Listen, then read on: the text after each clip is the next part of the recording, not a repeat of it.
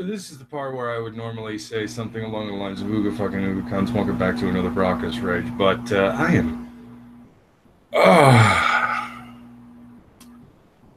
Yeah, it's just another one of those goddamn shows.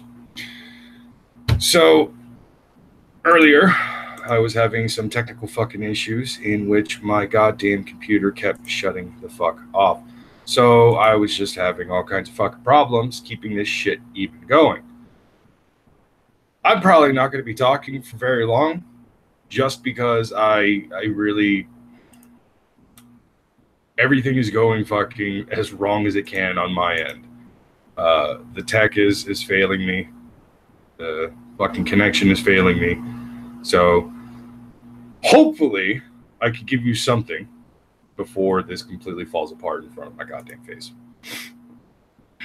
Anyways, so today I'm going to be talking a little bit about the Hollywood, as the title actually obviously says.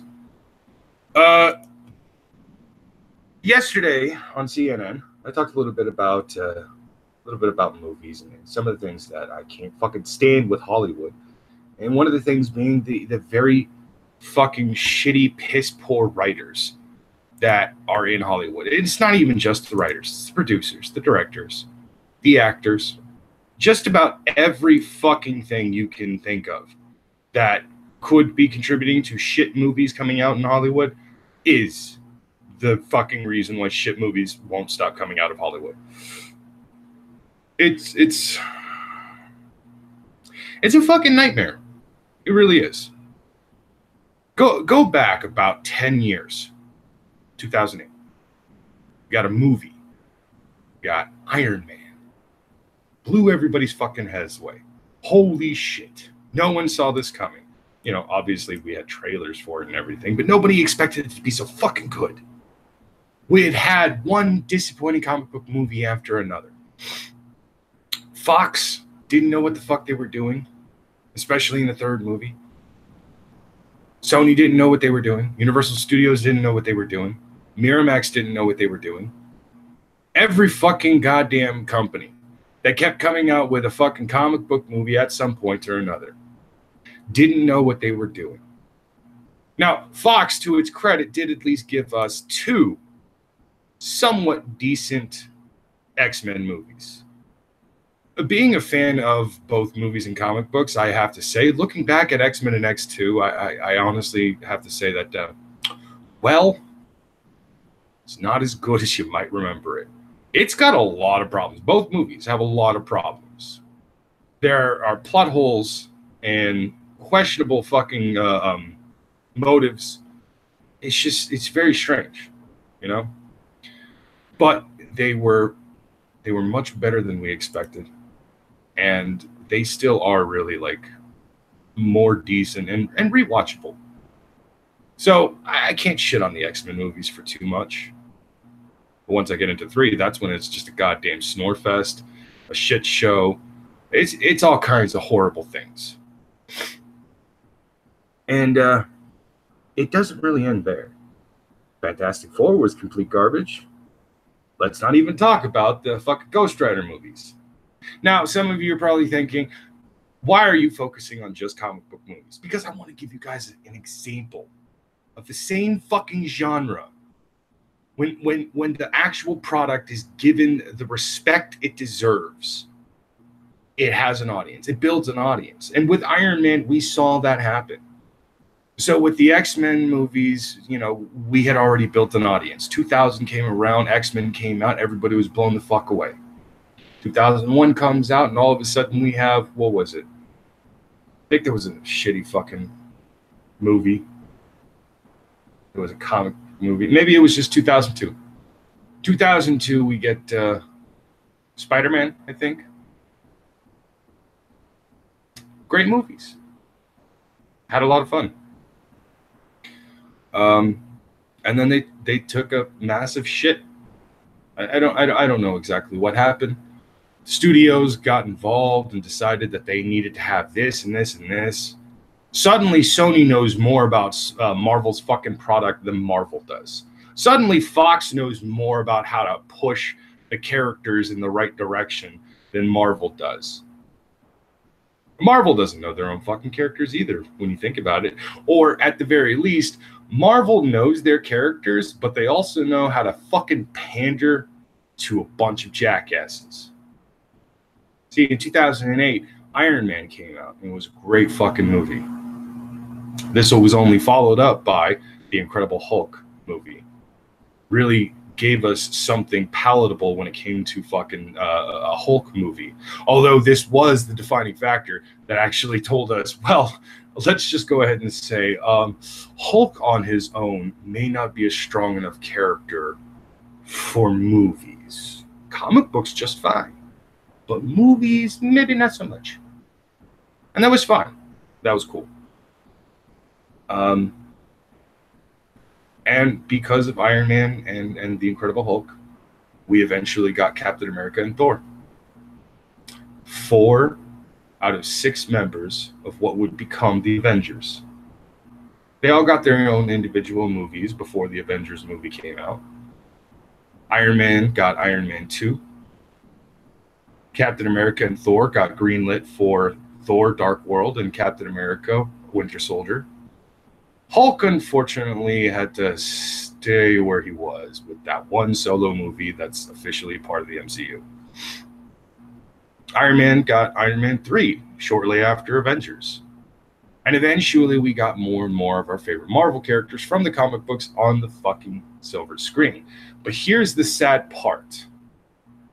Doctor Strange was the last good movie in the MCU. And I'm serious. Spider-Man Homecoming was complete trash. I wouldn't say complete trash. It had a lot of great moments. Vulture was fucking amazing. Michael Keaton knocked it out of the goddamn park. But overall, Spider-Man Homecoming was a massive fucking letdown. In what seemed like 25 minutes worth of screen time, we got the web slinger himself, Spider-Man. We got a good Peter Parker. We got a great Spider-Man, fantastic action scenes. Everything felt like it's supposed to feel. But this was in Civil War. And he only got about roughly 20, 25 minutes worth of screen time. But it was enough to get us hyped. Because when we found out, yes, he was coming home, and yes, he is going to get a solo movie, we were like, fuck yes. We've been waiting for this. A good Spider-Man movie. Give us a good... What is this shit I'm watching? I ended up watching 2.5 hours of pandering. I watched 2.5 hours of new actors versus old actors. Go back and rewatch the movie. Tell me if you don't feel like every scene that the older actors, the ones who are seasoned actors who have been in Hollywood for like, I don't know, 10, 20, 30 years and such, every scene Michael Keaton is in is amazing. I mean, there are some scenes where, yeah, still shit is questionable, but you're actually interested in what's happening on the screen. You're actually interested in what's going on with Michael Keaton's character. But then you look over at fucking Tom Holland. Nothing against the kid. Don't get me wrong.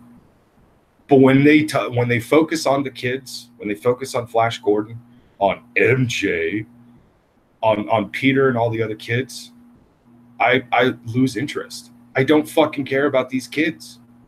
And I'm supposed to care about these kids. But I don't give two shits about any of them.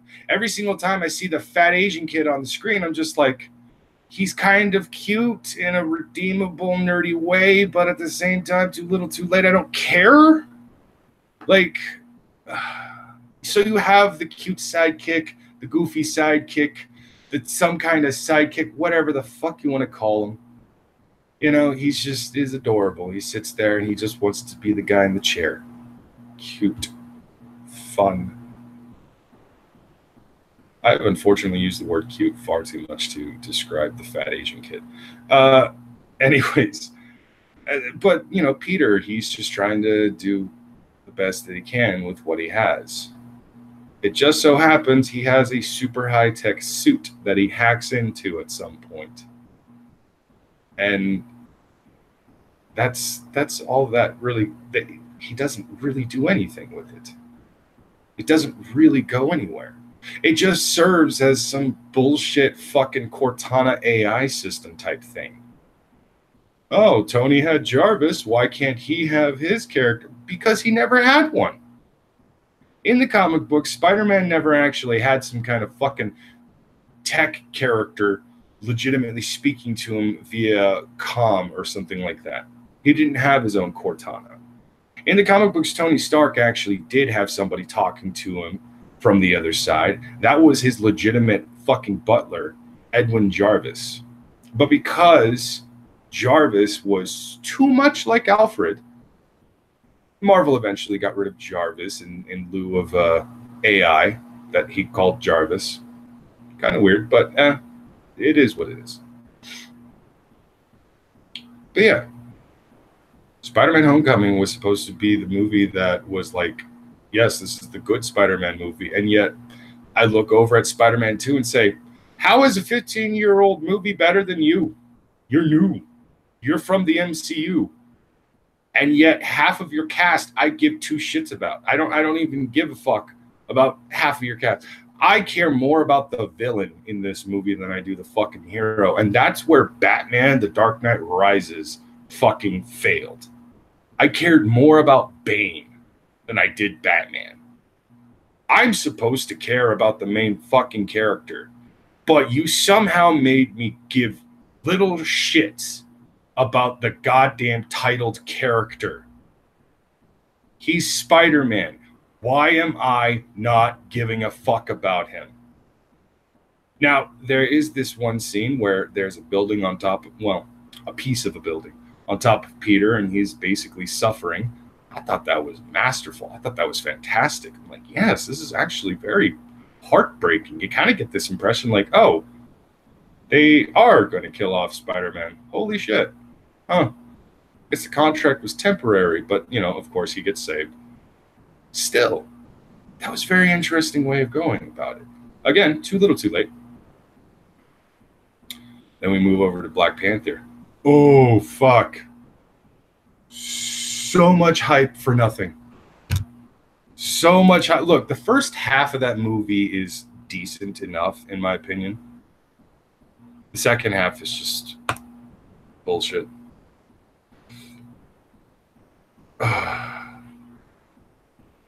Before I get into the full force of more stuff, let's just check out the chat here.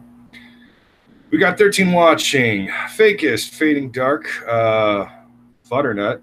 Hey, what's up, Futter? Skeptic Simba, American Phoenix, who apparently has decided to just talk pure shit getting in here. Okay. What's up, American Phoenix? You sick fuck. Gulf City Cult of Krill. What's going on? Who else? Jeremy 06. Oh, and Dual Wield. What up, Dual Wield? What do you think would have happened if they had broke it down to two movies, bro? If they had broke down Black Panther into two movies, it would have been, I would say, probably better. Because then you get to actually focus on things that you probably really needed to focus more on. Like, if you actually pay attention to the Black Panther movie, you can tell that they really put heavy exposition in that script. They probably had to cut out half the fucking script from the movie just to actually condense it down to the 2.5 hours that they were actually shooting for to begin with. It's kind of annoying because there are a lot of moments in that movie where you think, are they going to go in this direction? And then they don't go in that direction, and you realize they probably needed to cut it down for time. What the fuck? So there are scenes, there are moments in the movies where you kind of get a little confused and you think to yourself, is there a movie I'm not seeing? Is there an entire... Where's the director's cut? Did they Zack Snyder the shit out of this movie? Except, you know, not Zack Snyder, because Zack Snyder fucking fails every time he does shit like that. Also, who does that? Who the fuck? I understand the studio demands that you fucking make a movie within a specific amount of time. So this is the reason why we get a director's cut. This pisses me off to no end, by the way, because the director's cut is usually something that is, oh, there's an extra 30 minutes of footage, or there's a scene that was actually cut out of the movie because it was too graphic. I fucking hate director's cuts. Give me the fucking movie. If there are extras, it better be bloopers. I don't want anything else. I don't want an additional 30 fucking minutes of screen time explaining why Bruce Wayne has PTSD when never in the history of fucking comic books has Bruce Wayne all of a sudden had PTSD. And it's just like, no, do you understand? One of the reasons why somebody like myself, who is a fan of Batman, but will continue to shit on Batman because he's got problems in his backstory, Batman doesn't ever suffer from psychiatric issues.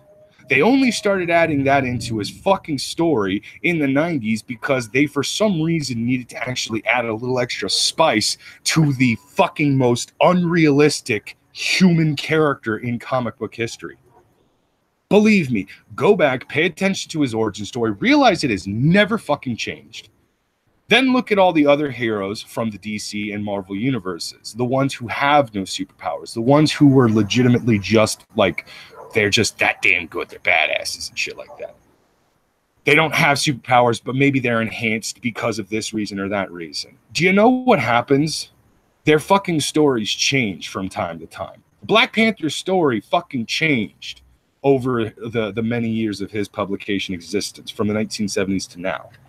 Oliver Queen's story changed. Everybody's fucking story has been altered and changed to better fit into what is going on in the world, to make these characters as realistic as possible. Batman's the only one who never got a fucking alteration to his story. It's all the same shit. He's mastered 127 martial arts. Bullshit. He has 15 PhDs. Fucking impossible. He has an eidetic memory. That doesn't explain a fucking thing. He's a protege. Proteges are not that fucking good. Nothing explains all the shit that he can actually do. And then this motherfucker continues to get credit for things other people do. For example, Lucius Fox is his tech guy. All the tech Batman uses, Lucius Fox actually makes it. When you see him tinkering in his fucking workshop and everything like that in the Batcave, that's him trying to figure out how that shit works. But he doesn't actually assemble anything. He's just looking it over like, all right, now Lucius said if I take the blue wire and touch the green wire with it, yep, electricity. Cap is a enhanced character. But his story has actually changed.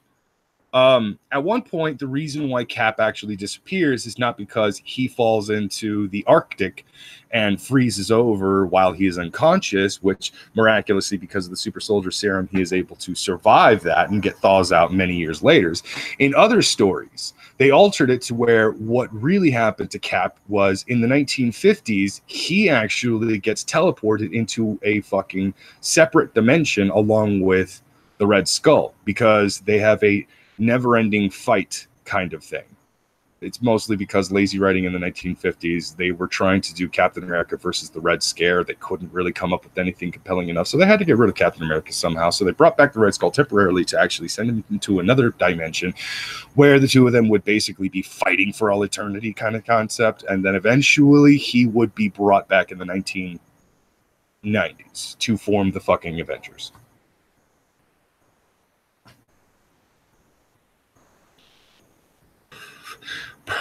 Brockus, man, is greater than Batman. All right, I'll give you that. Anyways, back to Hollywood. Now, I did a lot of complaining about these comic book movies, and it's one of the things that I can actually talk about because the majority of the audience that I would be talking about when it comes to these movies, you guys have seen these movies. You've heard of these movies. So you know to a certain degree what it is I am talking about. If I were to talk about A Quiet Place, some of you might not have seen A Quiet Place. Go watch A Quiet Place. Fucking Christ, it's so good. It's one of the best horror movies I have seen in a long time. There's another movie that was kind of independently made. It stars Will Smith, and it involves fantasy world that's fused with our world. I'm forgetting what it's fucking called. Forgive me. If one of you has the fucking answer in the chat, go ahead and give me the answer. It's another good movie. Original concept, interesting idea. It's basically a buddy cop movie with a hell of a fucking twist. And you know what? It was needed. Is it the greatest fucking movie that ever lived? But no, it's different. It is fucking different. It actually makes you think. It gives you substance. It's well written, well shot. Some of the CGI is a bit questionable, but you know what? Bright. That's thank you, Dual Wield. Bright is the movie I'm talking about. Fucking great movie. I actually was very hesitant on seeing this movie just because, like, the guy who wrote it is known for being a little bit on the woohoo side. He had rainbow hair at one point. Okay? Like the man is extremely flamboyant. He had rainbow hair at one point. I could have swore he was basically just one of those super fucking faggy libtard assholes who lets his personal politics leak into his writing and shit like that, not realizing this motherfucker's actually good at what he does. I just have to say he is genuinely good at his job, which is basically writing movies. Is he the best? No. He's had a few problems in the past, but basically, yeah, actually, Dual Wield is points out correctly. It's Bad Boys World of Warcraft. That's basically what it is. And I really appreciated this movie for doing a lot of things. Like, basically, this movie still deals with topics like racism, except this is legitimate, actual racism. Because it's not blacks versus whites. No, you never see any of that shit in this movie. It's not blacks versus whites. It's legitimately orcs versus elves versus humans versus orcs.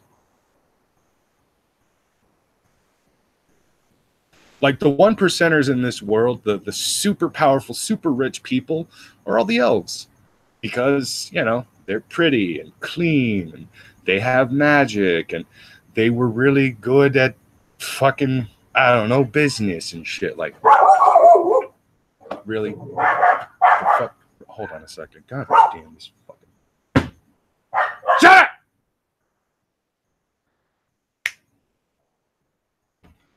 up! Okay, well, that time, the fucking reason why the goddamn dog started barking is because my fucking dog was in the backyard antagonizing the shit out of the neighbor's dog.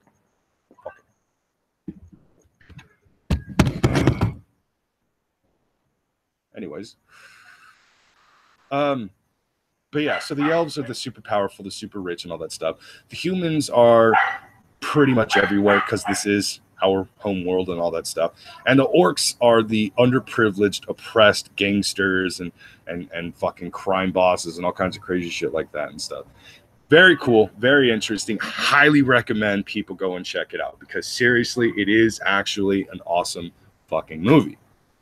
And not just because, like, it's got orcs and one of the main characters is a pretty interesting orc in my opinion and stuff like that.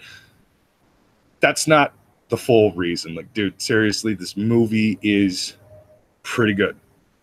Highly recommend check it out. You might like it.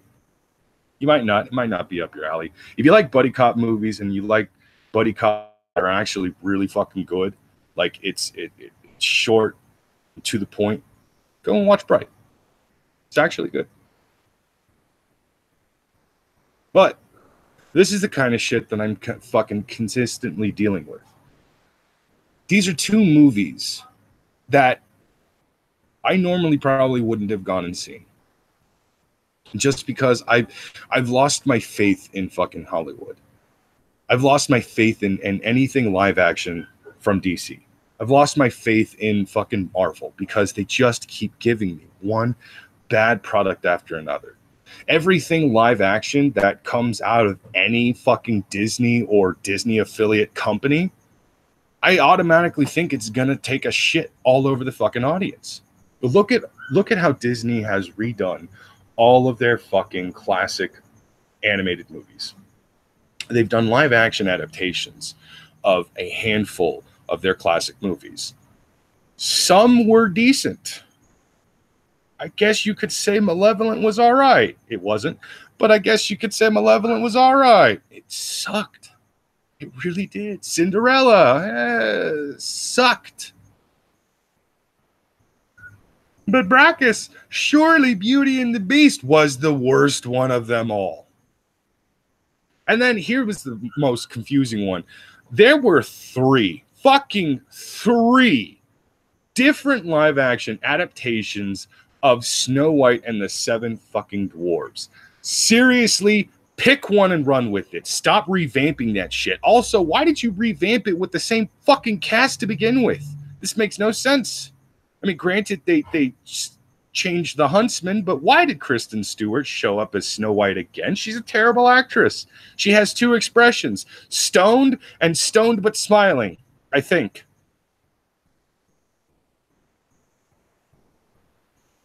I think that's why Ultraviolet was probably the only good movie she's been in, because she legitimately has to play a stoner. And then Michael Cera did not fit in that at all. But whatever. Vegas is saying reboot. I don't think you specifically mean the TV show, although reboot is getting a reboot, and that's a terrible idea. One of the problems I actually fucking have with Hollywood is the fact that no one has a goddamn original idea anymore. And anytime they do have an original idea, they hide it. Look at what happened with A Quiet Place. It did well in the box office, but not as much as it probably should have. It did enough for people to know that, you know, there is still room for movies like Quiet Place. There is still room for original ideas. But at the same time, the movie does not do well enough because either A, people weren't entertained enough, or they just, you know, they didn't get it. Whatever the case was. It's just, what happened to the days when Hollywood had balls? You know? Like back in the 80s, we got a lot of great fucking movies. Back to the Future, Ghostbusters, Predator, Aliens. Not just Alien, Aliens. The sequel, the one that people quote more from the Alien franchise than any other fucking Alien movie. The 80s gave us a lot of awesome shit. It gave us Conan the Conqueror, Conan the Destroyer. Which one was it? It was one of the Conan movies. There's three of them. Conan the Barbarian, Conan the Conqueror, and Conan the Destroyer. I think this one was Conan the Destroyer.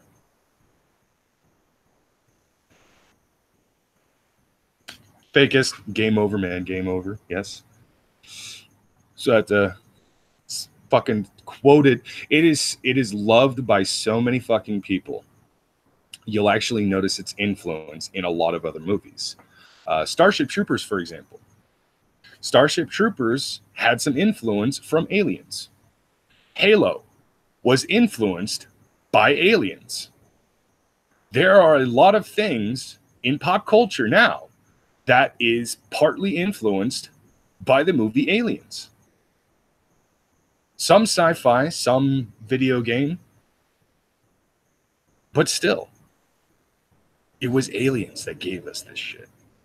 And like the 80s gave us a lot of really awesome, really fucking bitchin' movies. The 90s also gave us a lot of really awesome, really bitchin' movies and a lot of fucking hilarious shit. Like, holy fuck, the 80s were filled with comedy. The 90s were filled with great comedy. Somewhere in the late 90s, however, Hollywood kind of took a massive dump on the carpet. And I don't know, they're trying to pretend like it's not there now. For the last, I would even argue, 18 years, Hollywood has been suffering with the concept of originality, original ideas, original thought. They've basically kicked out every talented writer, every talented fucking director. They've kicked them out and basically shunned them because how dare you make money with an idea that hasn't been done before? How dare you take originality? No, do you understand? The people want nostalgia. We need to give them things they've seen before, but we need to also make it terrible. I am fucking sick of nostalgia.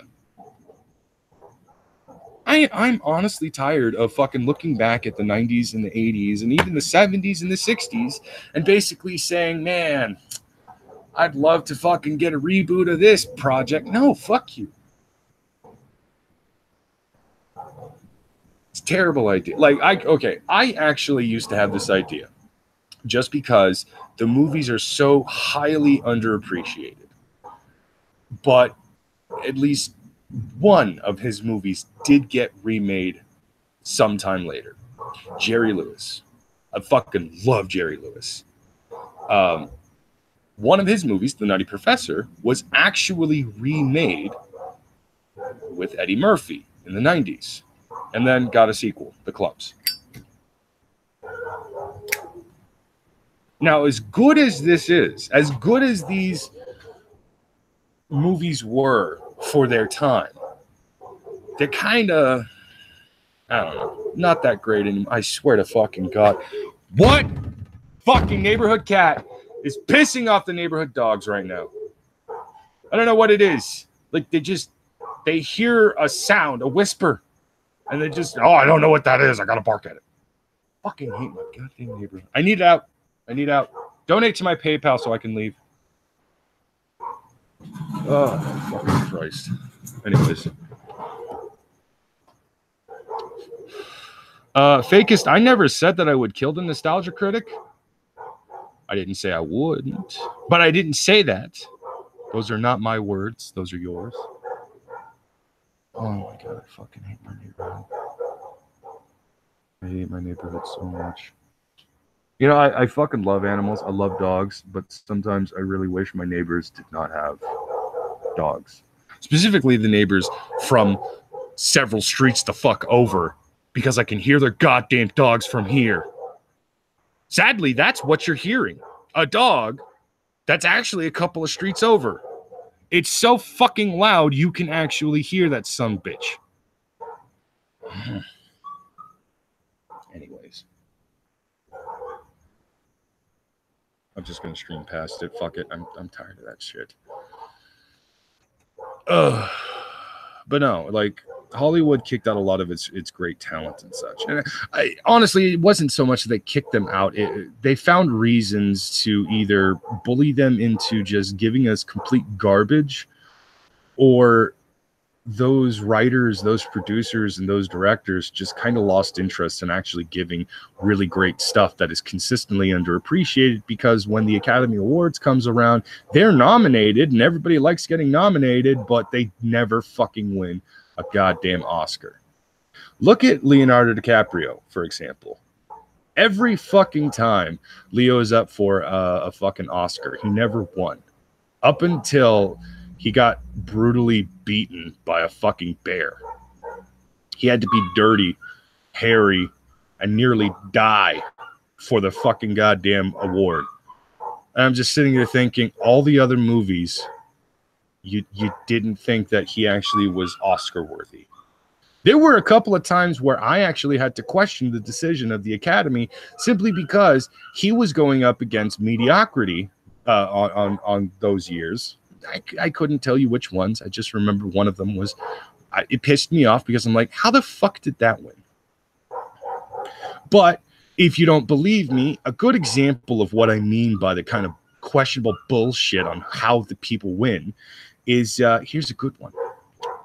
Explain to me how in the flying fuck Suicide Squad beat Star Trek Beyond in effects makeup and makeup. They had Two characters that needed actual prosthetics and effects makeup on them during the movie. One of them was Killer Croc. The other one was pretty much just Diablo. That was it. And Diablo's is fairly fucking simple to do. It's just fake tattoos and a skull cap. Congratulations, you made a Mexican look more gangster than he already needed to look. But look over at Star Trek Beyond. More than half the fucking cast in that movie, for a lot of characters that aren't the human characters, obviously, the majority, more than half of that cast was fucking aliens that needed prosthetic fucking body parts or skin or whatever. How the fuck does Suicide Squad beat a movie like that? It doesn't make any fucking sense. Favoritism. Yes, it is only me, bitching witch. Nobody else showed up. This is kind of a half-assed stream to begin with. And as I've said earlier, probably not going to go for that long. The ultimate Mexican, Mexicanus Prime. Yeah, kinda. It did seem okay. That was another thing. Was it absolutely necessary to tattoo the dude up so extremely that he's supposed to be a physical representation of the Grim Reaper concept? Like, he's just got those tattoos everywhere. He tattooed his face so much so that he legitimately looks like he's supposed to be some kind of crazy skeleton and everything like that. Because that when you look at the actual original drawings of Diablo from the fucking comic books, he didn't do that. It's just a costume. A gay-ass looking one, but it's just a costume. And for some reason, the fucking goddamn writers decided, well, he calls himself El Diablo. And he does have the power of like an Aztec fire god. So, you know what we're going to do? We're going to make him a Mexican gangster. And we're going to tattoo a lot of shit all over him. Like gangster tattoos. But we're going to take it a step further with the face tattoos. Just like those hip rappers nowadays. Oh, okay. Okay. That's... Nope.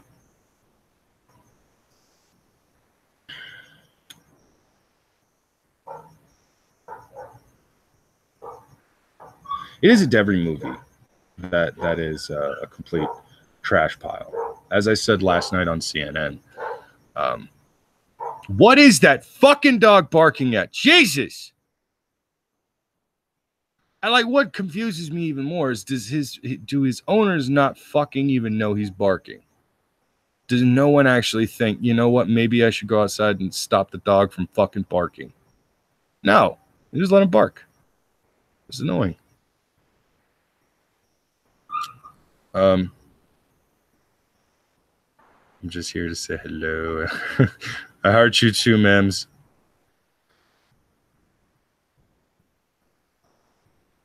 Where the fuck was I? Hollywood. Shit. Oh, not every movie that comes out for every year. Not every single one of them is actually a terrible fucking movie. Some of them are decent.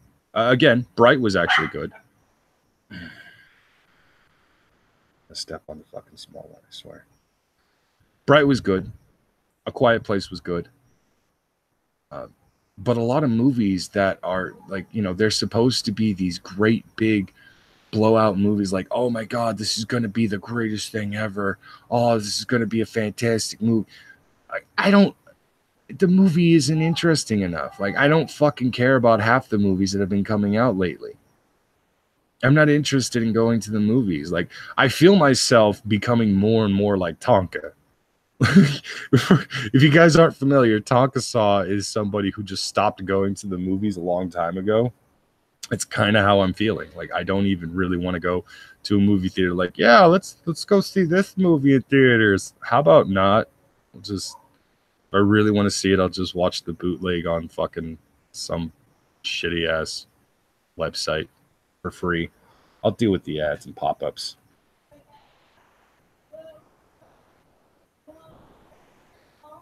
What the fuck? What the fuck is going on? Okay, now my neighbor's outside. I hope you guys cannot hear that.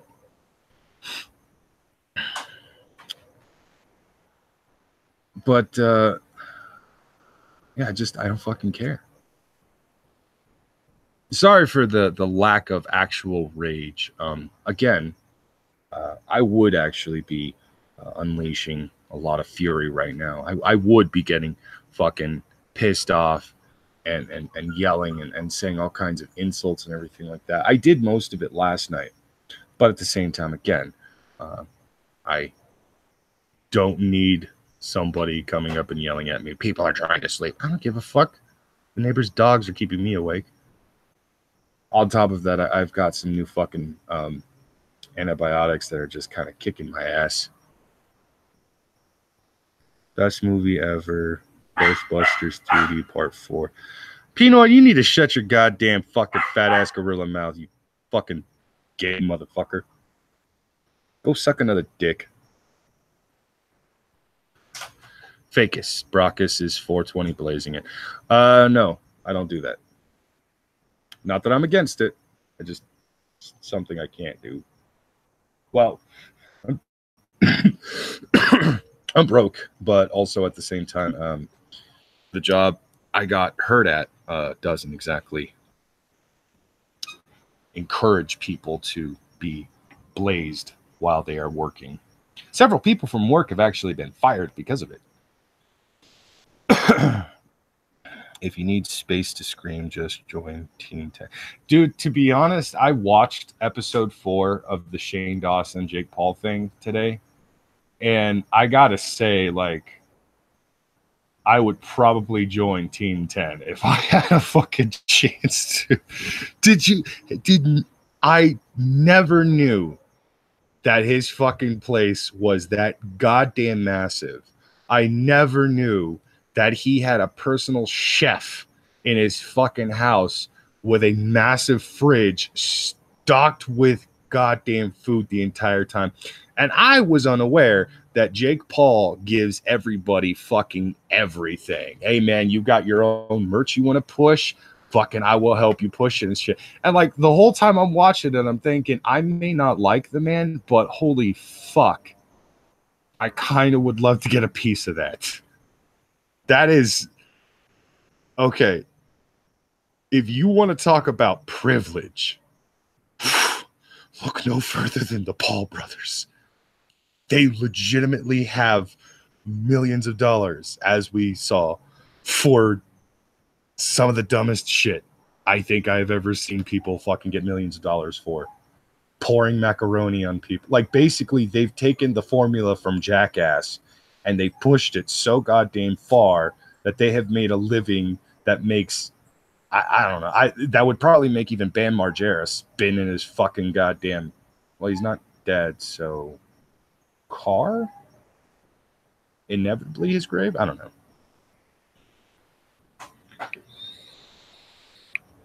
But yeah, when I saw fucking all the shit going on with the with Jake Paul and Team 10 and all that stuff, I not gonna lie, I was just like, well, maybe I should just fucking sell out. I don't know, like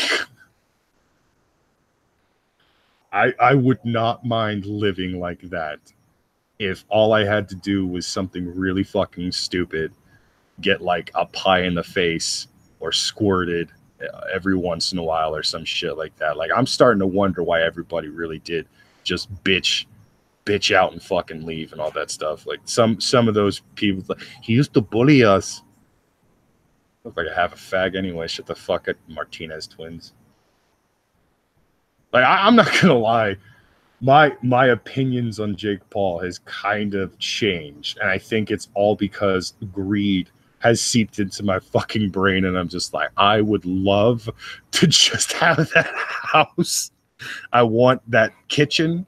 I want that movie theater. I want everything he's got. Fuck, who do I got to like tase in the balls for that shit?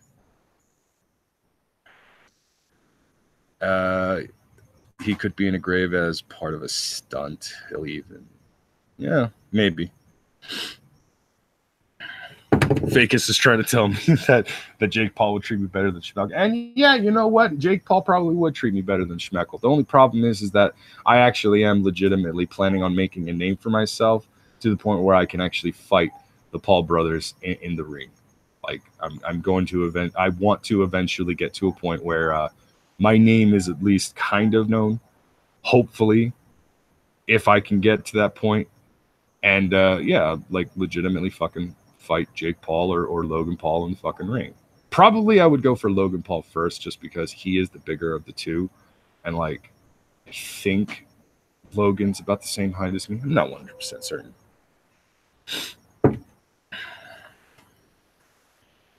I'd be happy with just financial security. Yeah, that's not just financial security. That's financial security to a fucking extreme. That isn't just financial security. That's financial security if Superman was a physical representation of how secure your shit is going to actually be. Like, it's damn near impenetrable. It's damn near unstoppable. You have to have some kind of special radiated rock to bring that shit down. And even then, there are plenty of fucking people around that'll actually make sure that fucking rock doesn't do the job.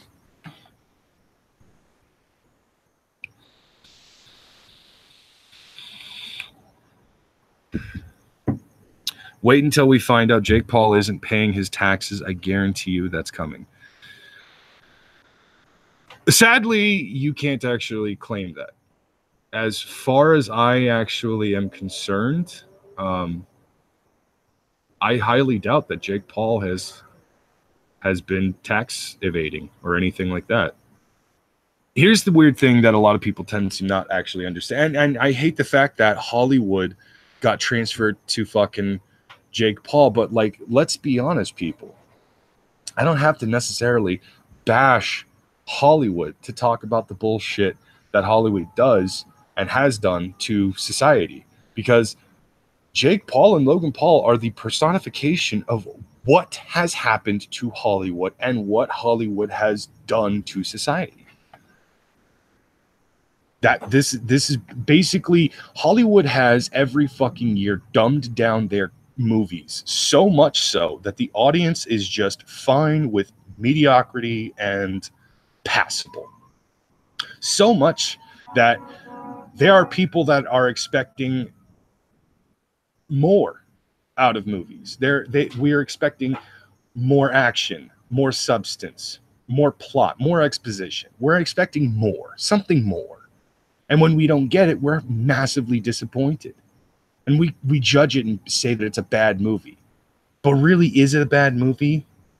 I think it might just be a passable movie, but it's fucking disappointing because we were expecting it to be a goddamn 8 at the least, and all it ended up being was a fucking 5 or a 6. Anyways. But as for Jake Paul, one thing I will actually give Jake Paul credit for is that motherfucker is really smart. He knows how to manipulate a lot of shit. I really don't think that he is stupid enough to actually tax dodge constantly over and over again. I don't think they're going to be able to get him on tax evasion. In fact, I don't think they would be able to get him on anything except for destruction of private property or possibly destruction of public property. And even then, if Antifa is not getting hit with shit, then I'm pretty sure Jake Paul is never going to get hit with something like that. Am I a sociopath? I might be. I'll fucking know. I'm not the one talking to psychiatrists and fucking therapists and shit like that. I should be, but, you know, I'm not.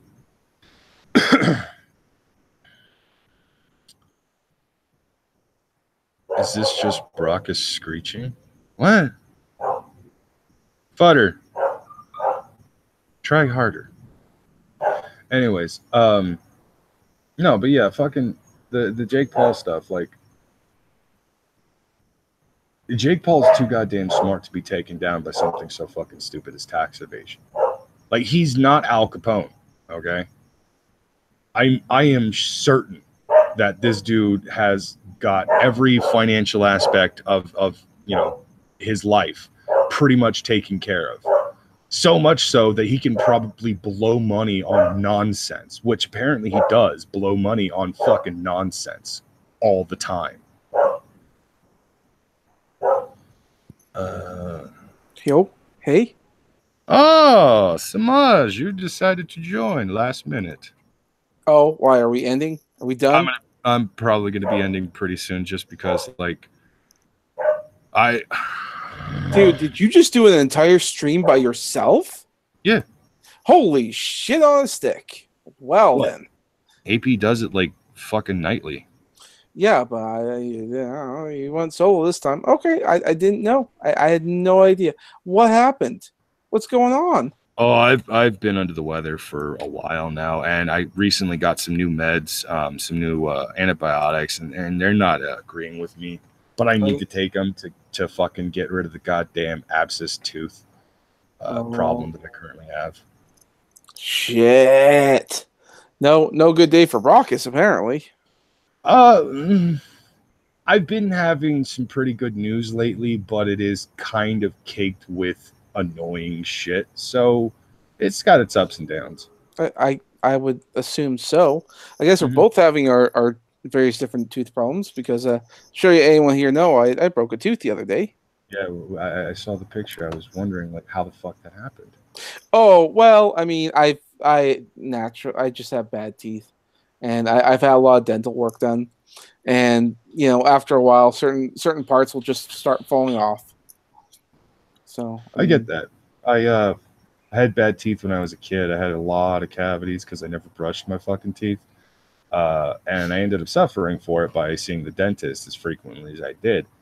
I have noticed that one or two of those teeth have been having issues because of it, and I'm like, ooh, yeah, kids, brush your fucking teeth. Go with the special fluoride toothpaste that's supposed to help your tooth enamel and also all the other shit that dentists say it does, but really it's just tasty soap on a stick.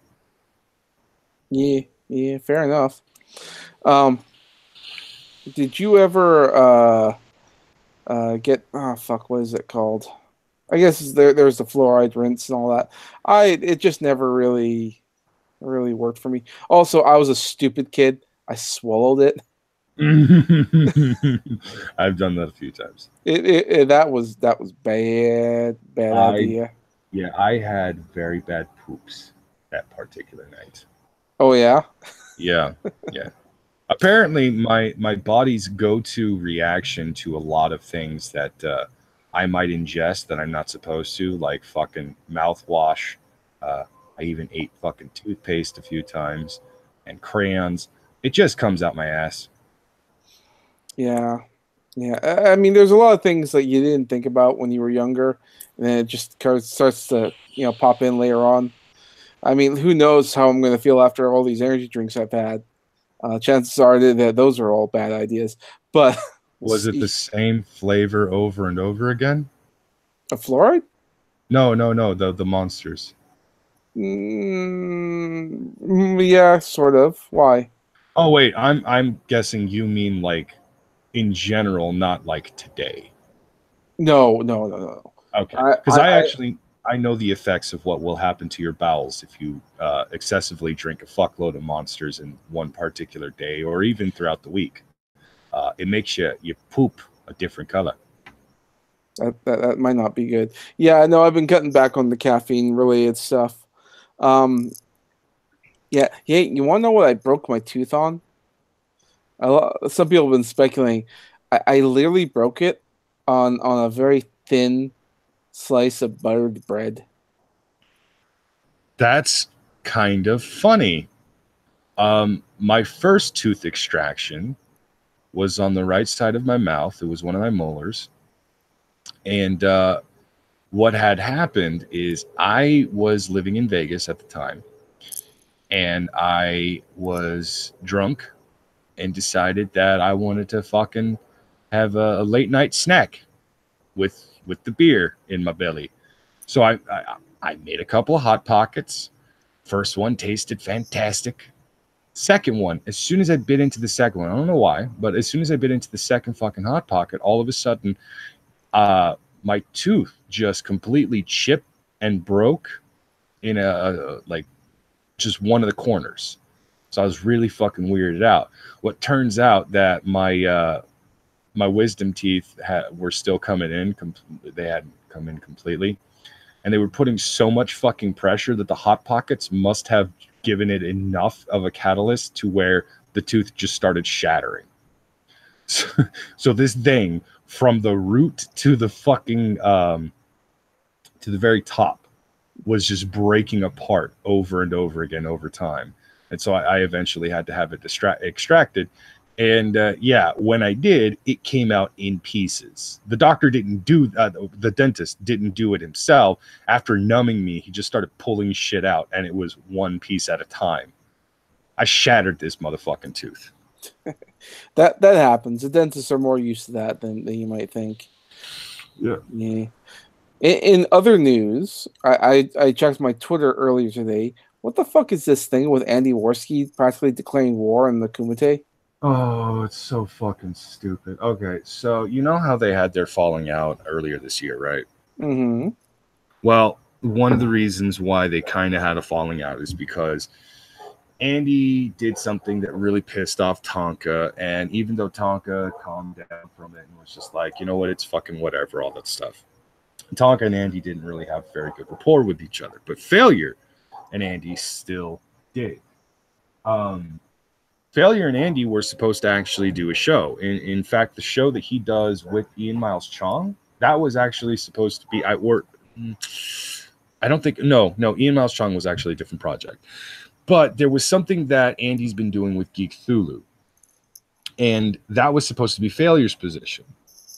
But Failure didn't go through with it because one of the reasons, I believe, was that forgive me, Failure, if I'm butchering this information, but one of the reasons why was because Geek Thulu, or Cock Thulu as I like to call him, kept involving himself in everything. He kept going into Discords and talking all kinds of shit on fucking Failure. Talked about Vamp, Tonka, just basically just shitting all over them and stuff. And it looked like he was trying to sabotage the show that Failure was doing with Andy. Now, from Andy's perspective, Failure lost interest. He stopped talking to Andy about it, and so whatever. But like, that's not what actually happened, from what Failure says. And a lot of what's been going on today is because it was brought up on the Kumite. I was watching as it was happening. And before the end of the Kumite, I actually had to leave because I had to go and pick up my new meds and fucking go to physical therapy and shit. So I couldn't watch the end of it. But I guess certain things that Failure had said were taken completely out of context and given to Andy wrongly, because Andy came out with fucking fire saying that Failure is lying. He's talking all kinds of shit, this and that. And I'm like, no, he wasn't. He was actually very respectable about the whole thing. The only thing he was basically salty about was fucking Cock Thulu. But everyone at this point, except Andy apparently, knows that faggot is a faggot. He's just a fucking brown-nosing piece of shit who spurgs out, starts shit with people, tries to act like he didn't do anything, even when the DMs that prove that he fucking does shit like that are thrown back in his face. When I say DMs, I don't specifically mean like, Twitter DMs and stuff. I mean Discord fucking comments. People will screenshot what the shit that he says in Discords and fucking send them to other people and stuff like that. I've seen plenty of Geek Thulu being a fucking idiot. And like, but Andy fucking, for some reason, he just doesn't see it with Geek Thulu. I don't know. Maybe it's because Geek Thulu just sucks his dick often. I don't honestly know why Andy's doing this shit that he's doing. But basically, Andy got wrong information. And then he calmed down. He watched Failure's fucking stream from earlier as well. But Andy still wasn't happy. I guess he's stopped the idea of sharing all of the 15 pages worth of DMs?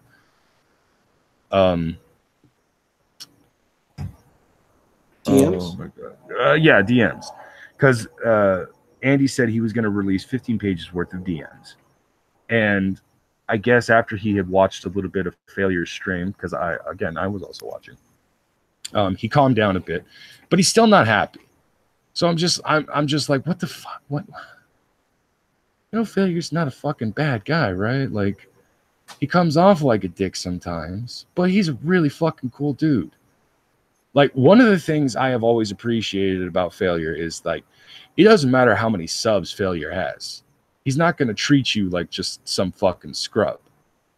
If you're an audience member, if you're a fan, you're a fan. He's going to treat you like a fan. He might end up treating you like a friend if you fucking talk to him long enough and shit. Like, Failure's a really fucking cool dude. He's a really nice guy. I know a lot of people say the same thing about Boogie, and other people say the same thing about Bunty, and right now both are getting shit on by a lot of fucking people, and unfortunately so is Failure. But, like, Failure's a really fucking awesome guy. Like, very fucking nice. Very cool dude. He didn't have to fucking talk to me, like, in DMs as much as he did. But he did, He came on to the shows that I fucking hosted from time to time throughout this year. He's brought me onto his show. He's a very nice guy. And this is just my personal experience. If he's ever been shit to you, if he's ever been a dick to you, you have to think to yourself, why would somebody like Failure go out of their way to be a dick to somebody? I know why a lot of people do, because it's funny. Like, Schmeckel will go out of his way to be a complete asshole to somebody on Twitter because it's fucking funny. It's entertaining to Schmeckel. He doesn't give a shit. He's not even really serious half the time, and the other half, you're taking him serious, so he's going to keep pushing that fucking concept. Mm-hmm. Yeah, the people screen capping that shit are fucking assholes too. Really, Bitching Witch, the people screen capping Geek Thulu spurging out on fucking Discord, knowing fully well the motherfucker lies all the time, they're assholes, then I suppose you can say that Allie's an asshole, because Geek Thulu tried to fucking dox Allie, and she actually did take a few screen caps to prove that the piece of shit was actually attempting some shit like that. Or at least I think it was Allie. It might not have been actually Allie. Optic Decay had to fucking take some screenshots, or at least had to get some screenshots from people, because again, Geek Thulu tried to fucking lie about the shit he was pulling on fucking Optic and his wife. I don't know, something about all this seems, it just seems like this has all been this is all old news. Like, why bother bringing it up? Like, I thought Andy had his own shit to run, unless of course he's run out of things to talk about. No, it's Oh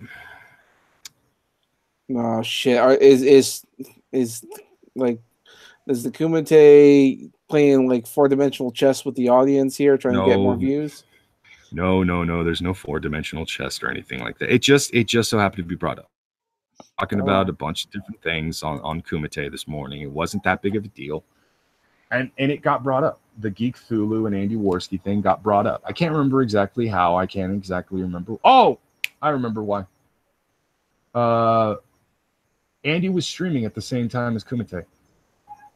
That's it? Yeah. I was hoping it was something more exciting, like something happened or something, but no, just that.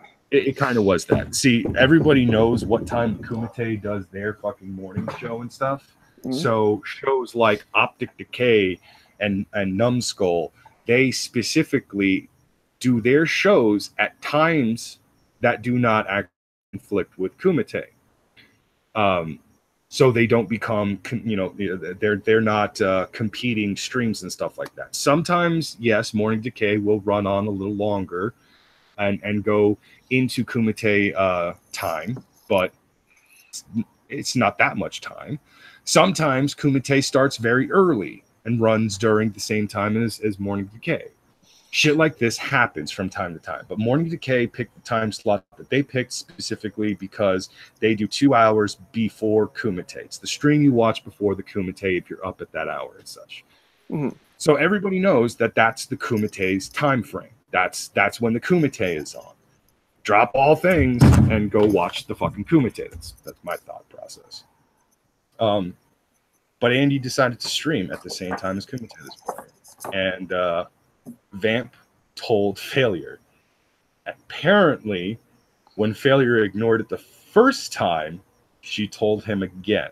Now, I don't know how many times she actually told him, but she kept telling Failure, and Failure lost his shit on Vamp on air.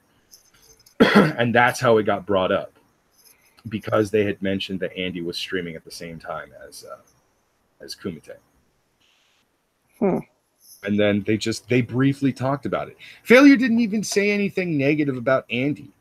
He didn't really say anything that was super like douchey or anything like that towards Andy. All he did was say, like, you know, this is my side of the story. This is how things went for me when it came to why I didn't do the show with Andy. And then he threw a little shade at fucking Geek Thulu. But then again, no one likes Geek Thulu except Andy. Geek Thulu doesn't even like Geek Thulu. Right. So really, at this point, then it's all about Andy and why did he do his stream knowing full well the Kumite was going. Like they've been doing this for a while. They've known about each other for a long time. I know they have falling out. There's no way Andy wouldn't have known about the Kumite.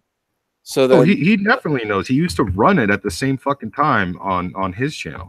Right. They all kind of collaborated together. So then the question then is, like, why did Andy have his freak out?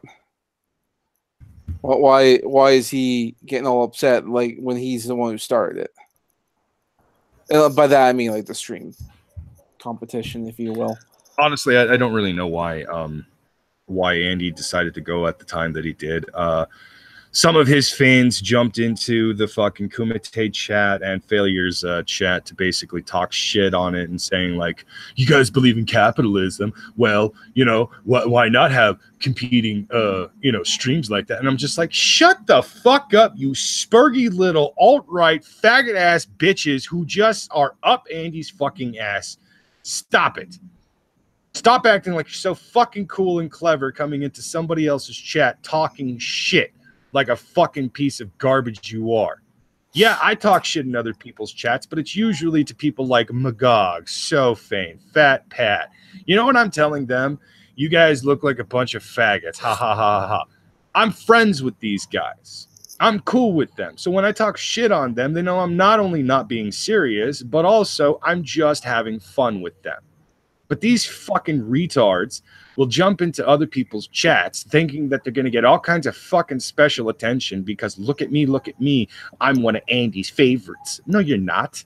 You pay for his attention. Shut the fuck up. I used to donate to all these different fucking streams in the past because I had fucking money and I like supporting the fucking channels and shit. I kind of want to still support these channels. In fact, as soon as I get money, I'm buying a t-shirt from the Beard Berry.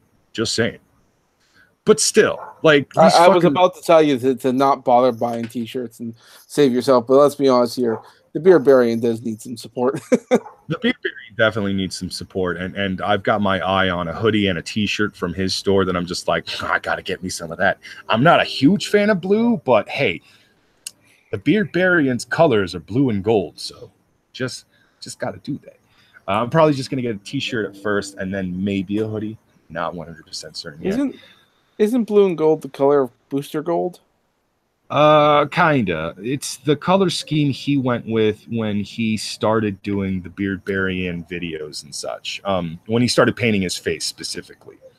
Okay. Yeah. He has a backstory for his character where he used to rock black and red as his clan colors, but then he ended up like losing that clan entirely and got kind of adopted by another clan, and their colors were blue and gold, hence the reason the color change. Right. Okay. Yeah. A bitching witch is saying, I don't follow drama anymore. Okay, I'll explain that. The Allie I was specifically talking about earlier was Allie, who is Allie LeBlanc, basically. Rob LeBlanc, Optic Decays. If you guys think I'm fucking doxing him, he makes fun of himself for having his name out there.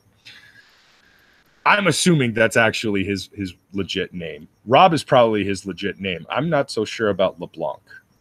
I don't think anyone would actually keep that name if that really was their name. But anyways, Optic K and his wife were not too long ago dealing with the fact that Geek Thulu legitimately tried to dox and threaten both of them, specifically Allie. Allie was the one who was being hit the most because Geek Thulu thought he could actually intimidate Optic to back the fuck off by getting to Allie. Allie apparently has a huge set of balls, bigger than that of Geek Thulu's, and told Geek, go fuck yourself. Optic and Broski continued to do what they did, even though people were telling them not to do that, and they basically bitch slapped Geek Thulu back into obscurity. That's pretty much what happened. Geek Thulu came at them thinking that, you know, he had something over them. They said, fuck you, you've got nothing, and Geek Thulu backed down. He's a piece of shit. Fuck that guy. So yes, when I say Allie, I am specifically talking A-L-I Allie, the one that's married to... Sorry about that. Optic Decay. I'm not talking about Celestial Parsnip's girlfriend, Allie, Harlequin Allie. That's not the Allie we're talking about. Right. Anyways. Yeah, this whole thing is fucking ridiculous. It's harder and harder for me to continue to try to actually want to support and like Andy. Because every time I turn around, it just seems like when Andy's not really trying to start some shit with somebody, when he's just like doing his own thing, when he's just going the course, building his channel back up again and all that stuff, he's fine. He's cool. Makes good videos. He has good points that he's making in his videos and shit. You know, I still enjoy his streams from time to time. But then he gets wind that a former friend is talking shit on him, and he just kind of blows up, and it's just like, God damn it, Andy, again. I stopped watching Andy the moment he says nipple on fire. That's when I realized this is going nowhere fast. I'll leave this to the stoners. I think that was everybody's hint.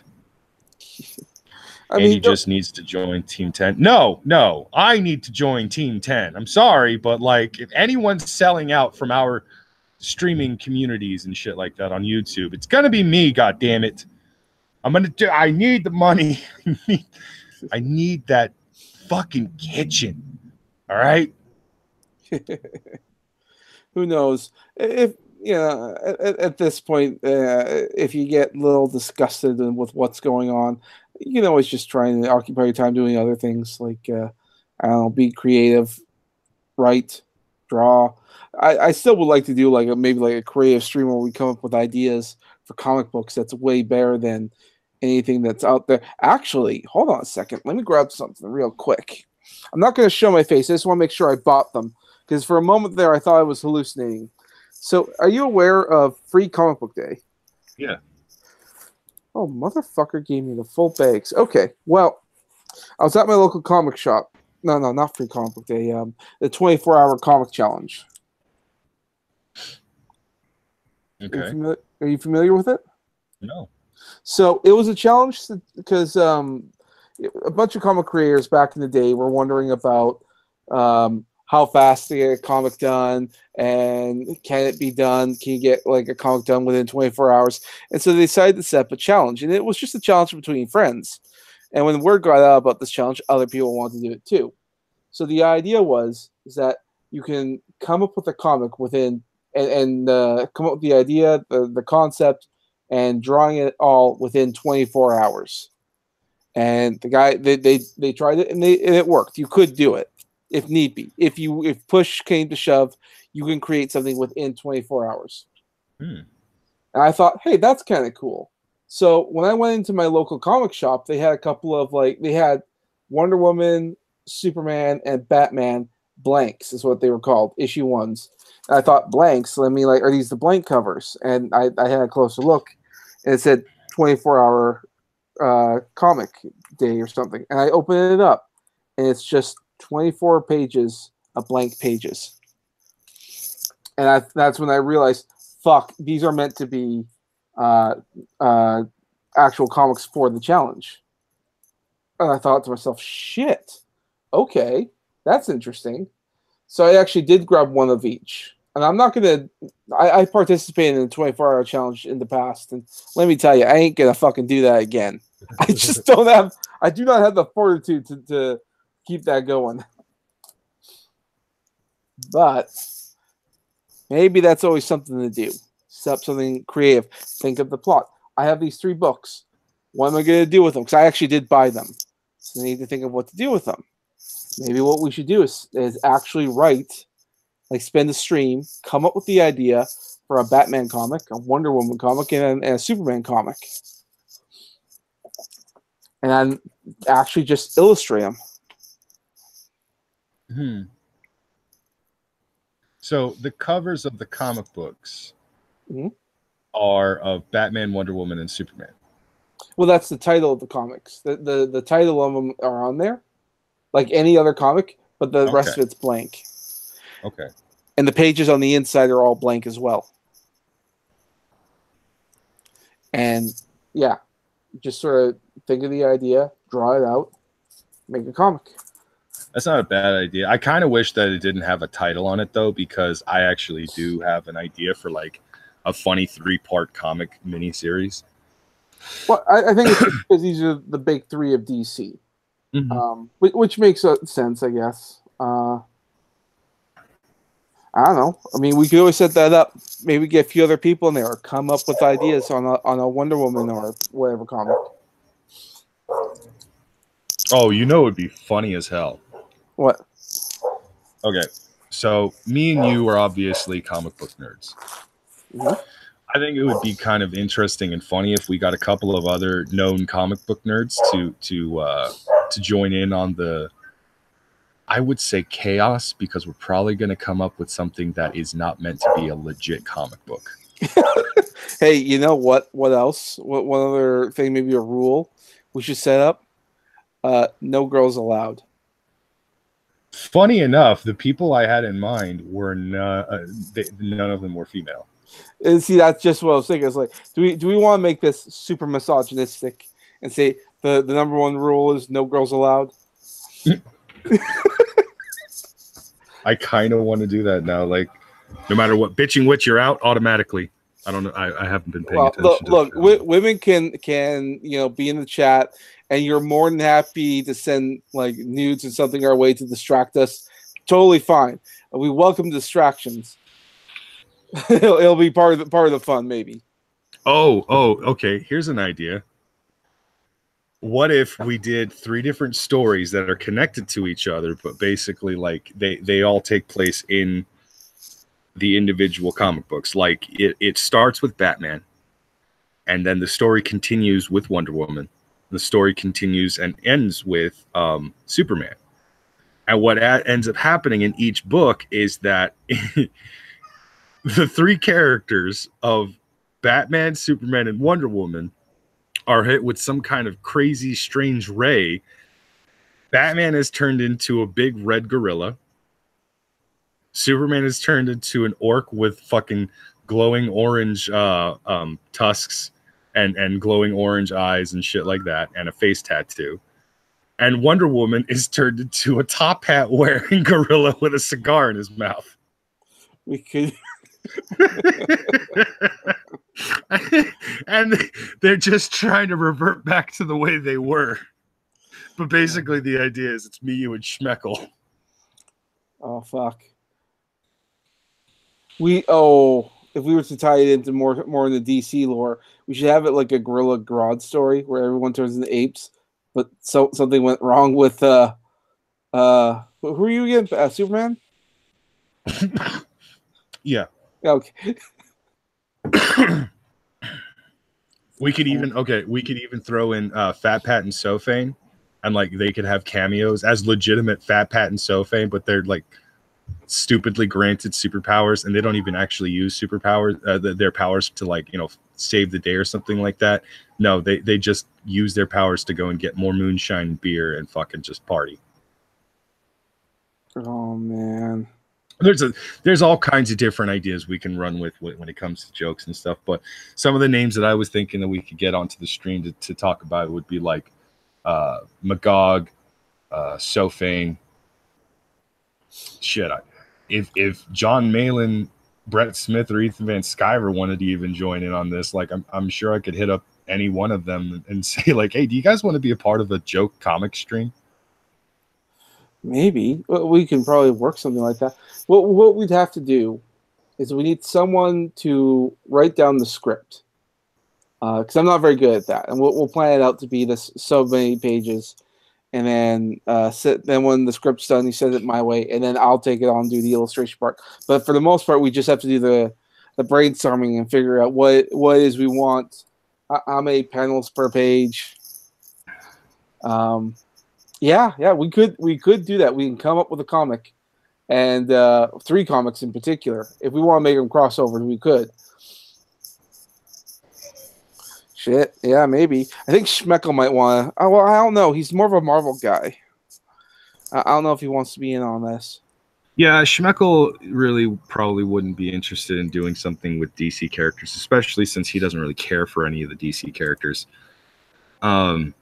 But that's one of the reasons why I thought Sofane and Magog would be good ideas, because Magog actually is a DC fan, and Sofane is similar to myself, where he actually likes to go back and forth between the big two.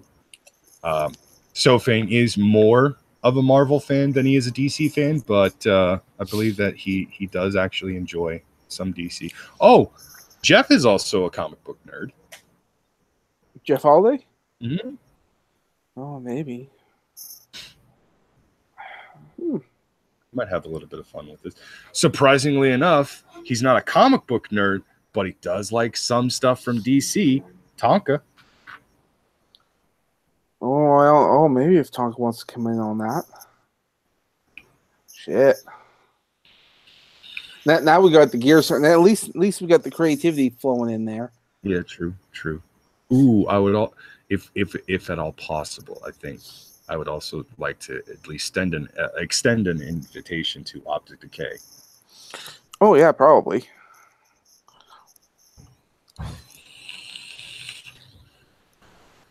Well, maybe what we should do, because I'm going to be heading off to Mexico in a bit.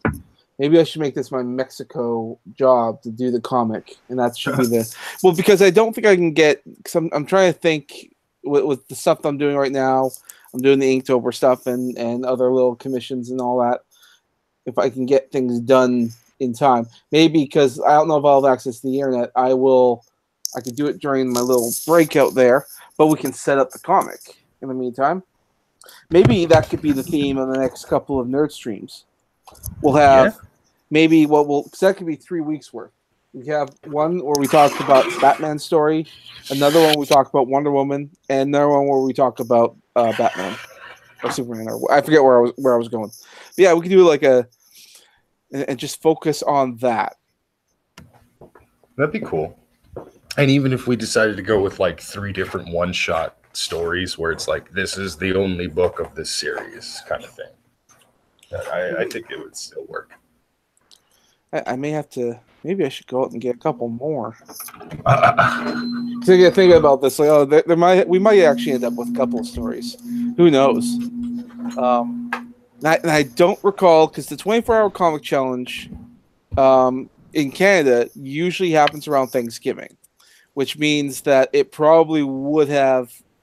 It usually starts on the Saturday, but I think we've moved it in my city because the Thanksgiving thing is too close to everyone, so we want to move on. Yes, Canadian Thanksgiving just ended. Yeah, I was going to say, didn't you just have Canada Thanksgiving? Well, you can either have it on the Sunday or you can have it the day of, and technically today is the day of Canadian Thanksgiving. So what's the backstory for Canada's Thanksgiving? In all honesty, I don't know it, and the reason, the reason being is that the reasons for it is actually very similar to the American one, but I think the main reason is because we don't want to have 2 holidays in 1 month. because that's too much turkey for one human being to stomach, or any human being really.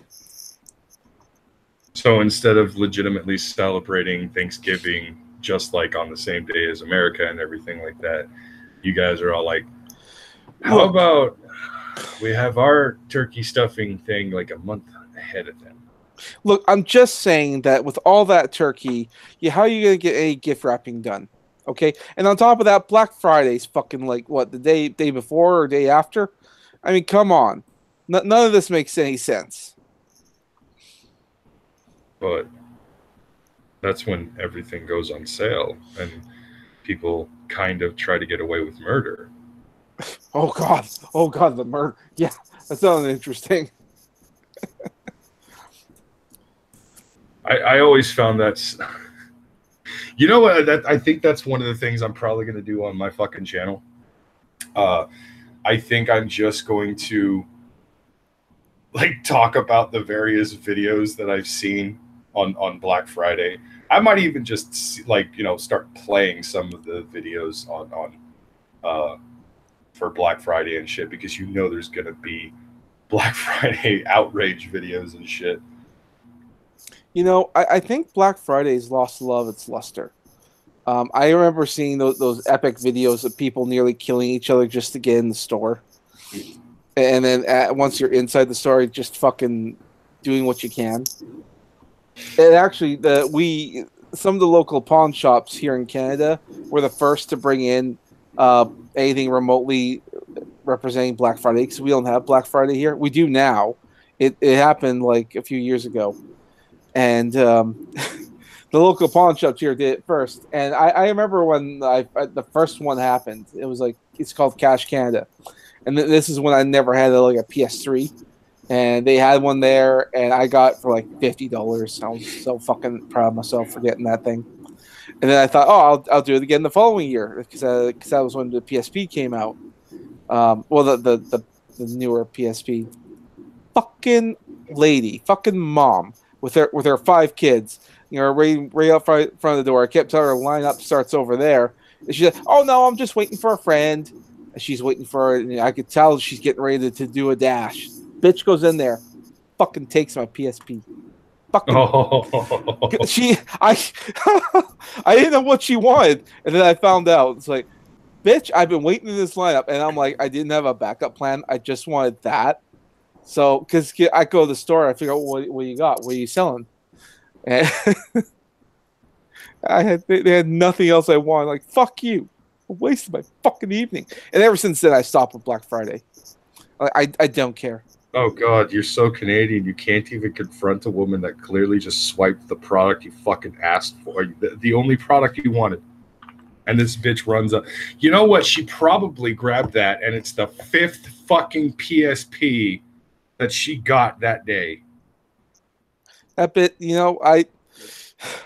I would gladly, because after all that, I gladly knock that bitch right on her ass in front of all 5 of her children. But that sound clip's gonna be taken somewhere. Wow. That sounds terrible. I wish I could, but in Canada, I could end up in jail for that nonsense. Yeah. Fair enough. But Semaj, and I'm just throwing this out there. If you and I joined Team 10, never have to worry about shit like that ever again. We just get the stuff. Yeah, I guess. Look, I'll be totally honest with you. I have no fucking idea what Team 10 is. Team 10 is just the group of it's just the entourage of Jake Paul. That's essentially all it is. Team 10 is his friends that live with him in the mansion, and they just do videos and various different types of vlogs and shit like that. Like, they are all a part of Jake Paul's team, and everybody has to sign a specific contract that actually says that you consent to these types of things.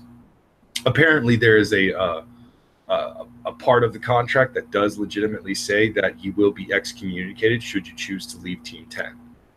And I think that's a bit extreme, but there's got to be some reason behind it and stuff. And kind of hoping Shane actually addresses that in one of the upcoming videos, because I'm just like, look, the whole excommunication thing, that's kind of dumb, because look at what it's doing to Nick Crompton. Okay, just look at the fat, gay, limey bitch.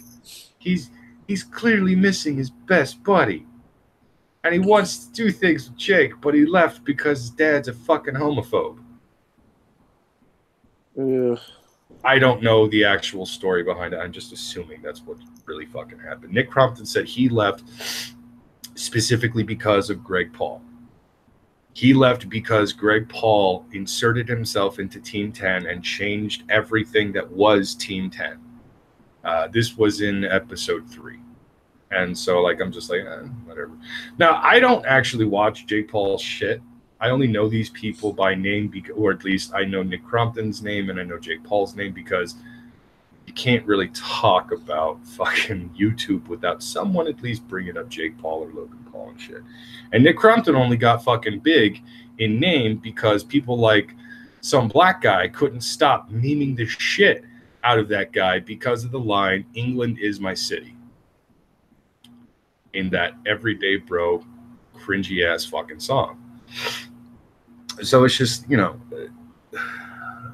it's dumb. You know what's gonna get rid of all these assholes super fast?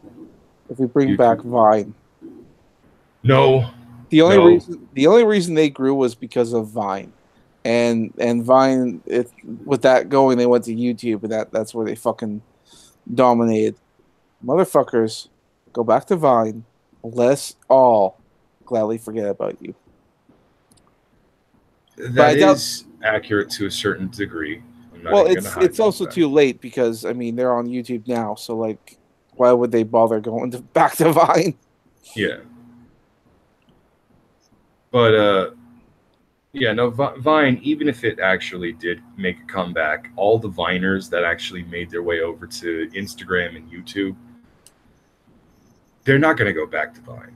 They wouldn't go back to something like Vine, just because Instagram and YouTube has been vastly more lucrative to them than that of Vine. Vine got their names out there. Vine is where their massive fucking popularity and their audience actually came from. But they've blown the fuck up beyond that, beyond those numbers. They were probably in the 2 million brackets. People like fucking Lele Pons and Logan Paul and shit like that with Vines. And I used to have a Vine account. I'm not even gonna lie, but I primarily followed very specific people on Vine, such as Thomas Sanders. And I forget this dude's name. He's fat and British, and he makes fucking hilarious videos. Or he made hilarious videos. Can never remember his fucking name though.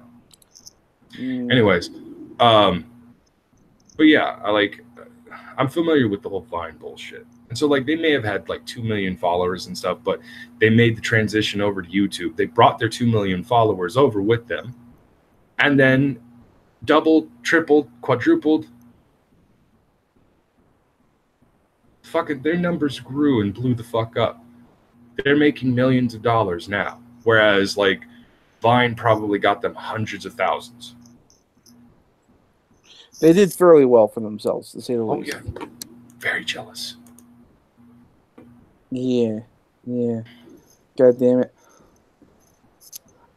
Oh well, I'm sure. We'll see if it comes back. I have a reason. I wouldn't be surprised. Sometimes I do think if Vine did actually come back, I'm just going to be like, all right, well, if that's the case, then I'm moving to Canada, because I'm gonna bunk with you, Semaj, and then we're going to become Vine famous. And then when it fucking crumbles and falls again, we're going to translate that back over to YouTube. We're going to blow up, and we're going to make our own Team 10, except it's going to be Team 10 Titties. Team 10 Titties. All right. Because it's an all-women's group. There are paid entourage of hot bitches that surround us at all times. There's this guy I follow. He's like rich. He's got like 10 girlfriends. I'm trying to remember what his name was. It was like Dan Blazinski or something like that. Guy does not. He was like he was rich from the get go because his parents were like millionaires and all that, and then he won a bunch of millions in gambling and poker tables and whatnot, and he's got all this money. He's like, I got no skills, no things to do, nothing that I can think of. So he just spends it on lucrative stuff all the time, and he's just kept getting more and more girlfriends everywhere he goes. I'm like, fuck, and they're all like super hot, like big titted women and all that. Like, motherfucker, you're living like a goddamn king. Yeah. But I guess, I mean, some people like they have like a reason to live. They just keep going and they have goals and admirations and all that stuff. Some people, you get like nothing but money. It's like, what do you do with yourself? What do you do with your time? And they're just, I like to look at it and go, that looks like fun. But at the same time, I'm like, isn't he just like fucking wasting his life? Yeah. At the same time, I'm like, I'd love to be on a yacht with a bunch of fucking hot chicks and doing like a little trampoline bouncing off into the ocean. Fucking smoking pot like a motherfucker as well, apparently. You know what I would love? What? To just live in a big fucking house and make lots of money for just entertaining people on YouTube. Yeah, I suppose. I can't. I watched the 4th episode of the Shane Dawson Jake Paul videos, and I swear, like all day, I can't stop thinking about this goddamn situation because I'm just like, I'm legitimately starting to think I may have been wrong in my judgments on Jake Paul. Logan Paul seems to be pretty spot on. He still seems like a piece of shit. Mm-hmm. But I think Jake Paul is an unfortunate fucking situation in which he gets shit. I'm starting to think that maybe Jake Paul is the Superman of fucking YouTube. And hear me out, okay? Okay. Not trying to fucking say that he is legitimately Superman or anything, but this is what I actually used to. I use this as a sort of explanation of what I mean. When I say the Superman of blank, it's because if you pay attention to comic books, Superman is the most hated hero in the history of comic books above everyone else. He's the name that started the goddamn genre that we all know and love in comic books. He's the very character that fucking skyrocketed and pushed forward massive popularity of comic books and made it to where people actually could make a really good living off of comic books when the company's not completely fucking them over. And Superman is the very symbol that most characters strive to be and be like. Mm-hmm. But for some reason, he's just universally hated by a lot of fucking people. Now, on the other side of it, there are those crazy fanatic fans who think that it's Superman, so he can beat anybody. And I have to sit there and say, I'm not even going to ever let Batman win every fucking fight. What makes you think I'm going to let Superman win every fight? Put him up against the Silver Surfer and he will get worked in 2 seconds. Fuck you. But the thing is that Superman is just hated. And the thing is whenever we talk about the Superman hatred, realistically speaking, people say, I don't like Superman. Why? He's boring. Have you ever read his comic books? No. So you're judging the guy based off of shit you've never even fucking experienced. You're not reading the right books when it comes to Superman, or you're just not reading Superman's comic books in general. You're hating on him because it's popular to hate him. You don't like Superman because you think he's a garbage character, because he's too boring. He's too cookie cutter. You can't see beyond what's on the surface and actually see what's underneath. And that's basically been Superman's MO this entire fucking time. There's an entire side of Superman that some people just refuse to see. And that's what I contribute to people that are ridiculously popular and just universally hated in certain genres. John Cena is the Superman of pro wrestling. Give me a reason why John Cena should be hated by everybody. And it'll probably be something like he's the face of the WWE. He's way too cookie cutter. He's way too much of a baby face. I don't like his voice. I don't like the way he looks. I don't like the way he acts. John Cena is one of the nicest motherfuckers you will ever fucking encounter. This guy will stop everything to sign an autograph of a kid for a kid who's wearing one of his fucking pieces of merchandise. He sees a kid wearing a "You Can't See Me" hat or John Cena t-shirt or even carrying what looks like a John Cena fucking hand towel. John Cena will stop everything just to go and make that kid's day. This motherfucker cares about his fans above everything else. And that is absolutely 100% commendable. That is something that it's like you need to praise this man for doing stuff like that, because at some point you would think that John probably would have gotten a huge head and, you know, oh, whatever, I'm too big for autographs now. I'm you know, I don't have to fucking sign everything, or maybe he's going to charge everybody money just to get an autograph with him and stuff. No, John doesn't give a fuck. He makes enough money. He's not going to charge people for shit. Maybe he'll charge the adults who come and see him at conventions and stuff.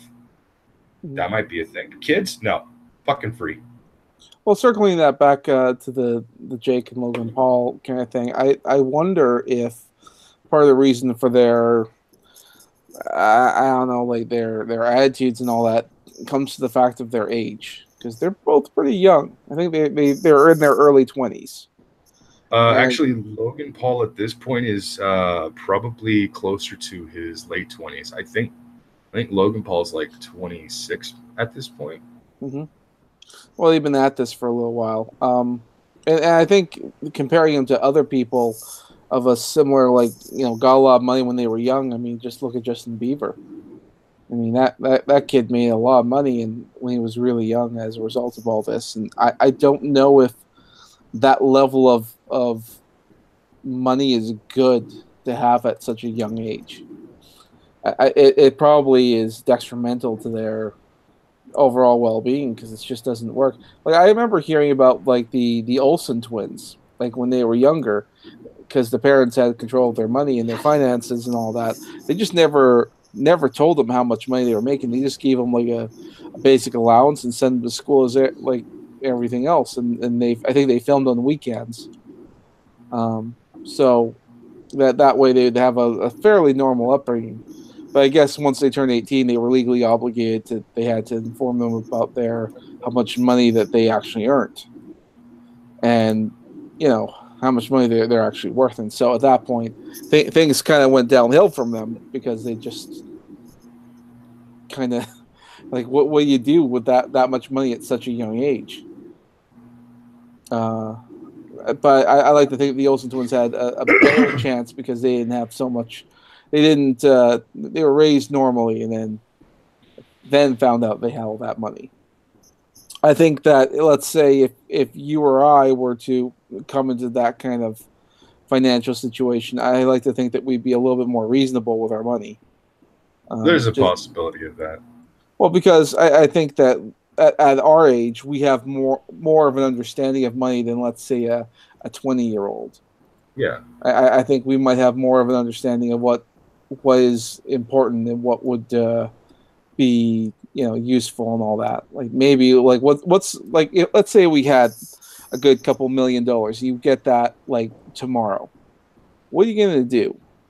You gonna pay off some debts? I'd pay off every fucking debt I might have that might come back to bite me in the ass. You know, really, you don't want to go buy a new fancy car? Oh, I do, but I'm gonna take care of some fucking, you know, financial business first. First, I'm going to take care of my goddamn debts. Then I'm going to fucking put some money in an account to where I can't touch it for a really long time. And then I'm going to go and buy myself a fancy new car. Right. But you list what you're going to do first, and that is you're going to take care of what you owe. I imagine you probably would take care of something else. Like for instance, like my mom's got a bunch of her own little health issues, and she can't always afford it. We'll probably pay those off. You know, personal debts. Yeah, maybe invest in a house, in a home. That way, you know, you know, it's better than having a landlord, I guess. And then bit by bit, I just don't like. Some people want to spend things right away on fancy things. Like even if I was to get a car, I would never get a big flashy car. I want something as inconspicuous as possible because at that point, I'm assuming fame might come along with that. So Yeah. yeah.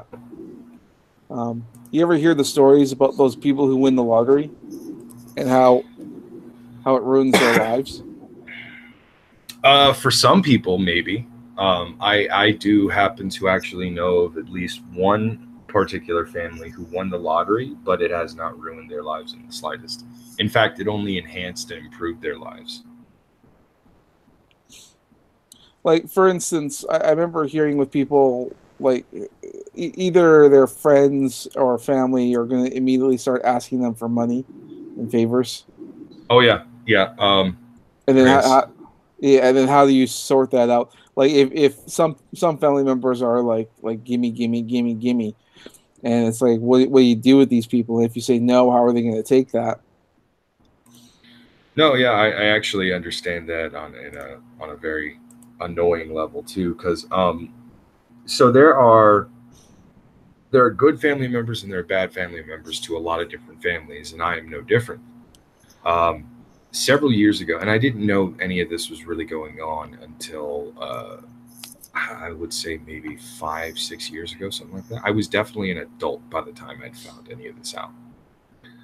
Um, I've had a few relatives pass away in my family on my mom's side. First was her great grand. First was my great grandmother, her grandmother, and then eventually both her father and her mother. So that's a thing. When my mom's grandmother, when my great grandmother had passed away, she had actually left some money and so, she had left a will, and certain things were supposed to go to certain people.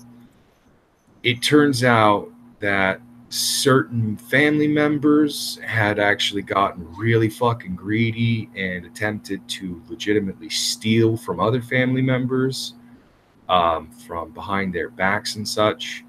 Now we all got like, or at least my mom and my aunt and uncle, they all got like some type of inheritance, but it wasn't much. But still, when people had found out that my great grandmother had passed away, my mom started getting a bunch of fucking phone calls. And I didn't understand what was going on. Several years would pass, and eventually her mother would pass away, my grandmother.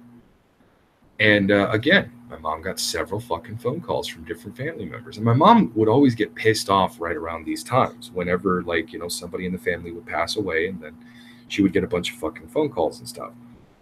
Both times, when her mother and her grandmother passed away, both times, certain members of the family assumed that she had come into a lot of fucking money.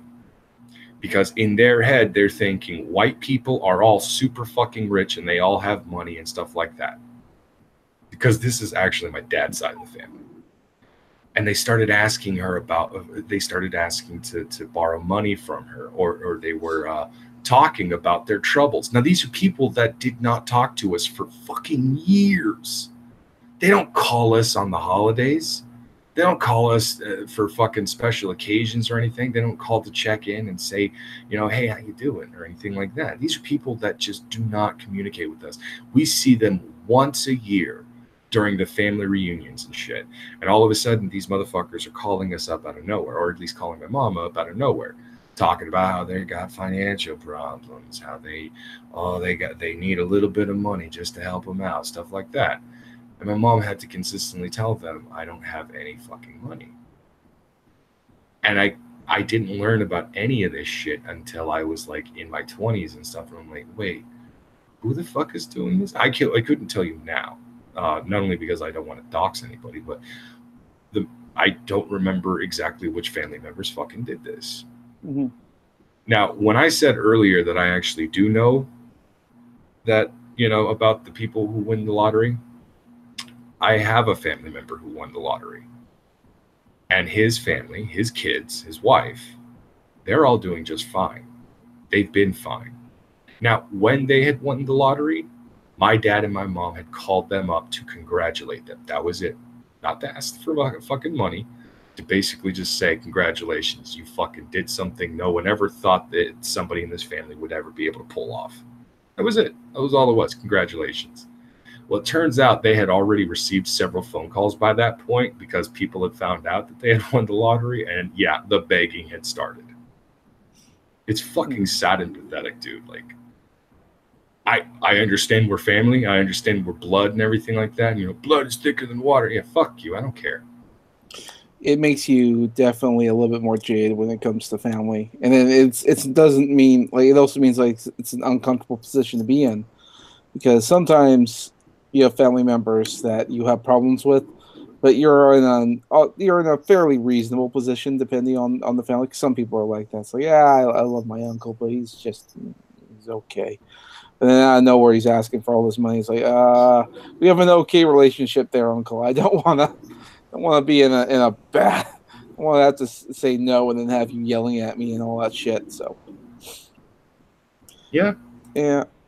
I honestly, if I found myself in that kind of a situation where I suddenly came into a lot of money for whatever fucking reason and stuff, and all of a sudden I got family members calling me up, talking about money troubles, things like that, I'm probably just gonna fucking hang up on them. I'm probably gonna chew them out and be like, "You never fucking call me, ever.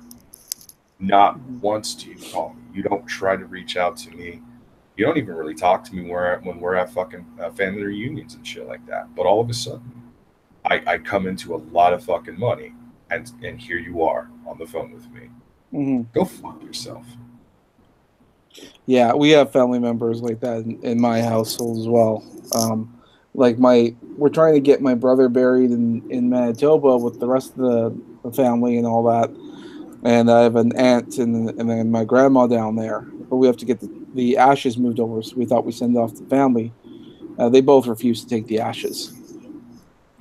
So that means that we have to take my brother's remains myself, and I'm like, oh fuck, I don't like it's a little too much. Like my mom, she can't really do it; it's too emotional for her. And I'm like, I don't drive, and even if I did, she wouldn't want to go with me if that was the case. And like, where do I go from there? It's in an awkward situation. What I do know is that the guy who runs the graveyard, he said just send him to my address, send the remains to there because he can watch it. And I'm like, what kind of a situation is that? Your own family won't take in a family member. Granted, this is also the family that flat out refused to come over to the funeral and also to help out with any of the things. Which is why, again, thank you to everyone in the chat who donated to help me with my brother's funeral. It was you guys saved me a lot. Me and my mom. That was a very hard emotional time to be in. It's also hard to imagine that strangers on the internet are more there for you than family, which is a weird thing to say, but it's not all that weird from what I mean, because I had a conversation about this earlier with some friends, and apparently a similar thing happens in other people's households as well. You know what they say: you can choose your friends, but you can't choose your family. True, very true. Yeah. This got into an odd emotional situation. Kind of did. Yeah. Maybe we should. We went from talking about making comic books and talked about making money, and then we go, oh boy. I still say that you and I should hit up Jake Paul and try to join Team 10. But look, bro, I will let you fucking tase me in the neck just to get on this goddamn team. Like it could even be just like a 3-month trial thing or something. I want to live that life for a bit. I just want to know what it's like. If he asked me the question, do you have insurance? Like, do you have a death insurance policy or whatever? I'd be like, what?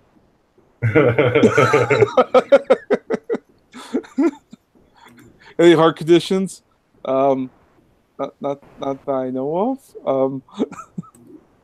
He probably has a list of things like you got to do a physical, got to do this, got to do that. Oh man, it'd be fucking terrible. Granted, I don't know if I want some douchebag like him to be on. Which reminds me, who was it again? Was it Jake Paul or Logan Paul that was in the boxing? Both of them actually. Fuck. I know that someone was boxing another YouTuber. Does anyone know how that turned out? That was Logan Paul versus KSY, Okay. KSI, whatever the fuck his name is. I clearly don't watch either of them, so. Yeah, Logan Paul was the first one to do it, and he raked in a lot of money for it. And that was Logan Paul versus KSI. And then Jake Paul, shortly after, had his own boxing match against a celebrity. I don't remember who, though. It's like celebrity death match all over again. I fucking wanna. It's kind of like, you gotta get in shape and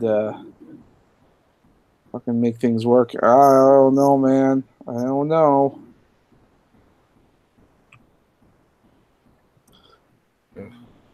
Trying to think if there's anyone out there I'd like to pick a fight with. Schmeckel. No. It's someone. I'm trying to think of a YouTuber I'd like to. Oh, you know which one I'd like to pick a fight with? Even though I kind of would feel bad about it now, would be Matt Pat from Game Theory. Oh. I don't get me wrong, I like a lot of his content, but for some reason there's something about the guy that rubs me the wrong way. I shouldn't speak too terribly about the guy, but I'm like I just want. I know he's a new daddy, but I'm like, I just want to fuck it. It's one of those guys that has this look that and I just want to fucking beat him up. Well, think about my position. Okay, there are plenty of YouTubers that I would love to get into the ring with and actually have a legit boxing match with and all that stuff. Have it televised, pay-per-view, all that stuff. Sadly, I'm not a big enough name to actually bring in those types of numbers or even have much of an audience to actually follow and everything like that. Sure, I've got size, but that's about all I got going for me. I don't have a big name. And so people would be like, who the fuck is this guy trying to fight Logan Paul? Like Brockus? Like, do we fucking know who Brockus? Who the fuck is Brockus? I would be denied almost straight from the bat if I tried to make my first fight Logan Paul, which is why I want to start with other people and stuff. The only problem with who I want to fight, they're primarily people I don't like and would actually like to fight IRL. But they will never get into the ring. They will never legitimately get into the ring. Because Steve Shives would cry like a fucking bitch if he got in a ring and just stared me down from the other side of the ring, realizing I'm going up against a fucking behemoth.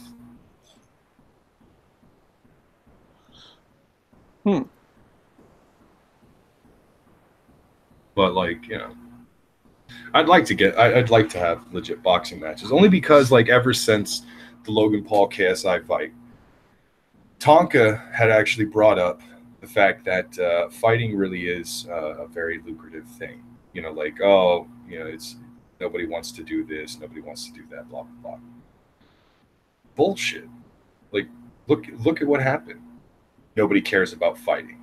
Fighting IRL is gay. Fighting IRL is stupid. It doesn't get you anything. It got them a lot of fucking money. It got them a lot of fucking attention. Seriously. There is definitely something to amateur YouTube fights. You could start an entire fucking league alone. How do you think MMA got started? How do you think boxing got started? People love watching people fight. Do we want to see it all the fucking time? No. But we love seeing people fucking fight. That's why the MMA is so fucking popular. That's why contact sports are so fucking popular. There is a built-in what is it called? I think someone used the term lizard brain that men, predominantly men, have when we see like violence, and we just sort of want to cheer, or our adrenaline goes up and we just enjoy every moment of it. Um, it's just I think there's something primal about that speaks to our evolutionary aspects. Maybe it's our adrenaline glands or whatnot, but us guys, we like our violence. All right, Yeah. we like it a lot. I think it's also because we're evolutionary, like hunter gatherer tribes and all that. We rarely get an opportunity to act out our more violent urges. And it would be good if we could, but we've sort of shunned it from popular society. It'd be nice if we had like a fight club. I'm not saying we're starting up a fight club, but I'm just saying if there was something like that, something where you can get your violent primal urges satisfied, I think it can go a long way. And you could say it's being satisfied already, what with all the video games out there, because that's like, for instance, kids acting out violently, like in schools and all that, has gone down. I mean, boys are just nowhere near as violent or as even the play fighting and all that kind of stuff. The roughhousing has gone down. And one would assume that there's also been an increase in violent video game usage. You could say that that's an example of men and boys getting their urges taken care of. I actually don't think that is the case. Well, yeah, I mean, correlation doesn't always mean causation. True. Which I is which is an personally, important. Yeah. I personally think the reason why children are being less aggressive, and why they're even if you look at violent video games, those are starting to dwindle as well. Like, yeah, we have a lot of different fighting video games out there and stuff, but I personally think that what's really going on, and why more and more boys growing up in today's day and age, why they're being less and less violent as as children and even as young adults. The reason why there is a decrease in violence is because society is consistently telling us to not be violent. We are trying to hard program our brains in a short period of time to not actually give into certain urges because it's not cool, it's not good, it's detrimental to society and things like that. Well, I mean, society can try and manipulate things in a lot of ways in that sense through shaming and lectures, but biology still plays a factor. You can't. Boys have overactive adrenaline glands and urges and stuff like that. That is still there. That's still as active as it's ever been. Yeah, and think about it like this: Well, when it comes to social political fucking things, who's been the most violent as of lately? what do you mean? Like what's called? You mean like in schools? Or are we talking like Well, I'm not just just in schools. Not right? just in Well, schools. like I'm talking mostly in with like kids, and Mhm. they're So am I. clearly not being as active as they used to be, and that's we're having more and more Yeah. kids are becoming overweight. The reason why I say this is because we're essentially sanitizing things in the sense that like boys are getting their violent urges taken care of through video games. Now, you might say, well, that's not like a bad thing because like there's less roughhousing, there's less violence, there's less all the other kind of stuff. That's not necessarily a good thing because boys need to be aggressive in some form and be aggressive in senses of like you should probably like going out in the and picking fights with your friends and all that. That's not really a bad thing. It's actually kind of a good thing because it gets the energy done and it teaches you limits on how far you can go. I mean, part of the reason why roughhousing is important for kids is because one of the life lessons is that you learn how much punishment you can take, and you also learn about how much punishment your friends can take, and then you learn about like overall like how's that work? Because let's say if you punch someone in the gut and you realize how much it hurts them, and if you get punched in the gut, you realize how much it hurts you and how much. So you learn empathy and you learn the ability.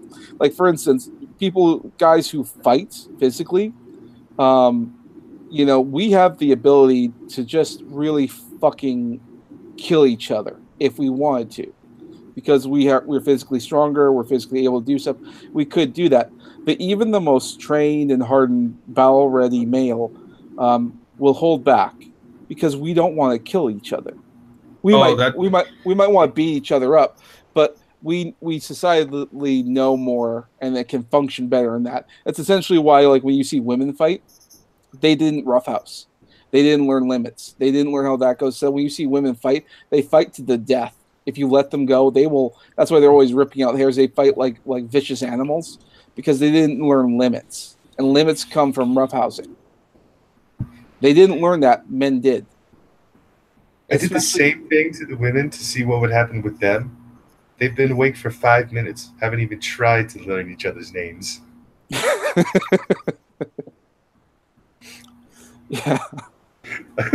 But you get my point, though. I mean, about comparing like how women and men, and even men who are actually physically violent towards women.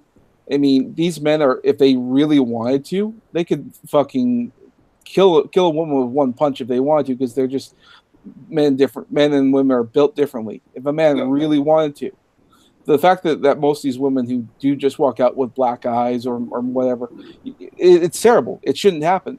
But if the man wanted to, he could have done way worse. Mm-hmm. Which means that they do exude some control. They are fully aware of this stuff. I mean, like, if men were to get into fights, they can gauge the person that they're fighting with, and they would know, like, predominantly how much force to give in. Like, if you just wanted to just teach someone a lesson, you know exactly how hard you could punch them. Like, Brockus, I've seen you. You've had your camera on. I've seen you. You fucking know how. You could fucking do a lot of damage to a person if you really wanted to.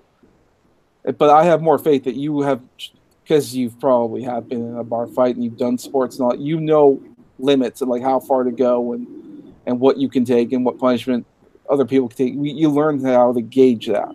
Is what I'm getting at. Football. I've played baseball. I've been in several fights, and yes, actually, Semaj, you are pretty much hitting it on the nose. If I get hit or if people get aggressive with me, I get an adrenaline rush that I fucking obsess over. It's one of the reasons why I want to get into boxing right now. It's because, like, I doubt I'm going to get any kind of actual, like, fights or anything like that, but I've been holding shit off like this for a long time. When I was a kid, I actually wanted to get into a form of martial arts.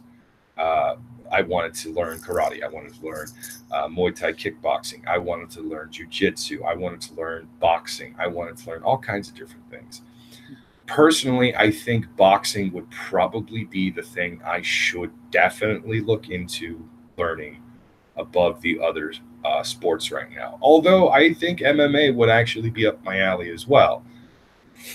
Still, I honestly think that boxing is pretty much where I really want to push myself in the direction of. And I'm kind of pissed off that it's taken me this long to really push myself in this direction. I used to think about it all the fucking time when I was a teenager. I used to think about it all the time when I was in my fucking 20s and shit. And only now in my early 30s have I finally decided I'm going to learn boxing. And it's just like, wow, you wasted fucking 20 goddamn years of your life. Congratulations, you're fucking stupid. I don't think it was a matter of wasting. It's just that it took you this long to realize, like you're physically in need and ready to do it now. Like, you probably weren't ready in your 20s. You had other things and other goals to focus on. Probably.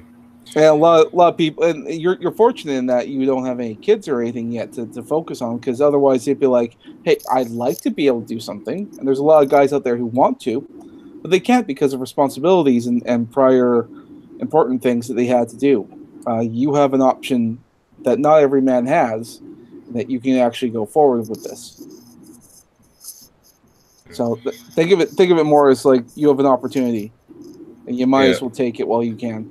We're probably gonna wrap this up in a minute, but before we completely wrap it up, one thing I wanted to actually kind of like cover, at least from my point, in regards to what you were saying earlier. about boys not being as violent and stuff like that. Well, as a society, we have time and time again continued to make laws that make it very hard for boys to actually be able to let go of that aggression, to actually do the rough housing and all that stuff, to give into primal urges. Hello? You can be arrested just for defending yourself. If Mhm. somebody walks up to you in Oregon, somebody walks up to you and punches you in the fucking face, you are not allowed to do anything to them, or you will also get arrested. And you will get tried as if you had started the fight.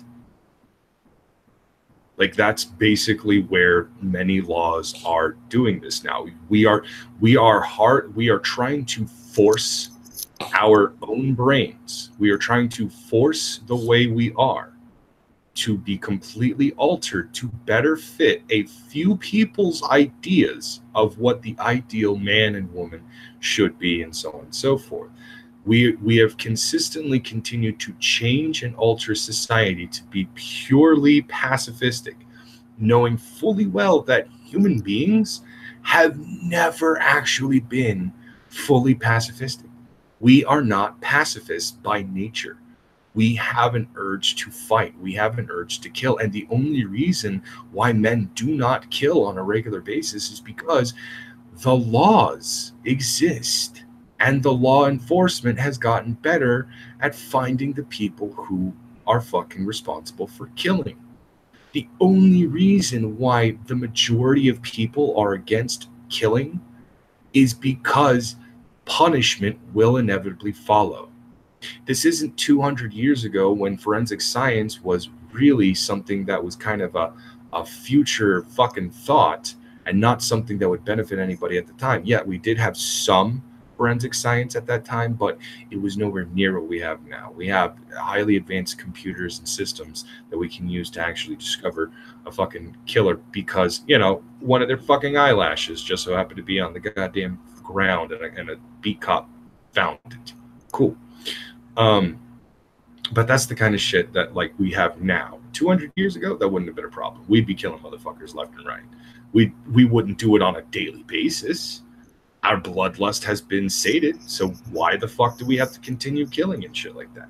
There are different reasons. There's different nuances as to why this is going on. But one of the biggest things is that in today's society, in Western society, we are being forced, mind you, to believe and think and act in a specific way. It has nothing to do with like nature is taking over anything. No, this is not nature. This is purely nurture. Nature is telling us to do certain things, but nurture is forcing us to do the opposite. And this is where it gets twisted because when I had asked earlier, who are the most violent people when it comes to social political stuff lately? It's the left. The ones who are about peace, the ones who are supposed to be the pacifists, the ones who are trying to demolish the patriarchal system and fascistic ideologies and fucking capitalism and all that stuff. And the way they want to do it is by showing us a better way. Showing us a better way is we're going to keep screeching at you until you either believe us or we finally snap and attack. Well, I think in regards to the left, we were mostly seeing college students and young people. Yeah, And I think part of the kids. well, I mean, like when I say kids, I mean like, you know, like Children, yes. yes, I understand. children, And these were, not that long ago, those same children who were being forced, as I stated, being forced to not give in to their primal urges of fucking roughhousing, of fighting, things like that. These were kids who were consistently told, you're not allowed to get mad, aggressive, or angry at anyone for any reason. And if you do feel those feelings, you have to automatically let it go. Because well, if you don't, you are a bad person and will be punished. so the reason why I find that to me anyway, not too much in the way of convincing, is because the kids that I was talking about who don't roughhouse and all that, there's a similar phenomenon going on with the lack of roughhousing and all that going on in small towns, where there's a great deal less political correctness. The kids are also not being roughhousing and all that. The only similar connection into there is the video game aspect. And the reason why I also bring that up is because violent video games does have a reaction to the adrenaline gland within young men, and it does act as a callus or as a vent, if you will, for any urges of the sort. And so this is a common phenomenon. And even in small towns, they don't really have the political correctness thing going on as much as in other areas. So the connection in there seems relatively now, granted, correlation does not always mean causation. And one of the famous example of all that is like during the Great Depression, suicide was up 30%, and also around that same time, mustard production was down 30%. So you're not going to say that suicide was caused by mustard or lack of mustard. That would be ridiculous to say so. But there is another thing that's been going on, which also might be playing into the political correctness and the male feminists and all this kind of stuff, is the lack of social behavior going on between the genders at such a young age, and especially in high school and all that stuff going on. Because another thing that's happening with young men is the introduction of pornography and a great deal more use of pornography. And even with parents trying their best to, let's say, stop them from getting access to that, or because they'll think terribly of women or whatever else, it's not really working. You can't really stop them. The internet is everywhere. If they're not getting it at home, well, they'll get it from their friends' phones, or they'll get it in some other means, or like the access to it is so rampant that there's nothing really you can do to stop it and all that. And a lot of boys, when in high school, would ask girls to go on dates, and there they might get their first sexual experience and something of the like, and you worry about condom usage. But they don't really have to worry about any of that because there's no one's dating. And girls who don't consume pornography at the same level as boys, they're not getting asked out as much. And you have a lot of girls who are socially inept and unable to collaborate or talk with boys, and boys are not quite able to talk with girls because the urges to do so, the primal ones of sexual urges, is there's no need to do so.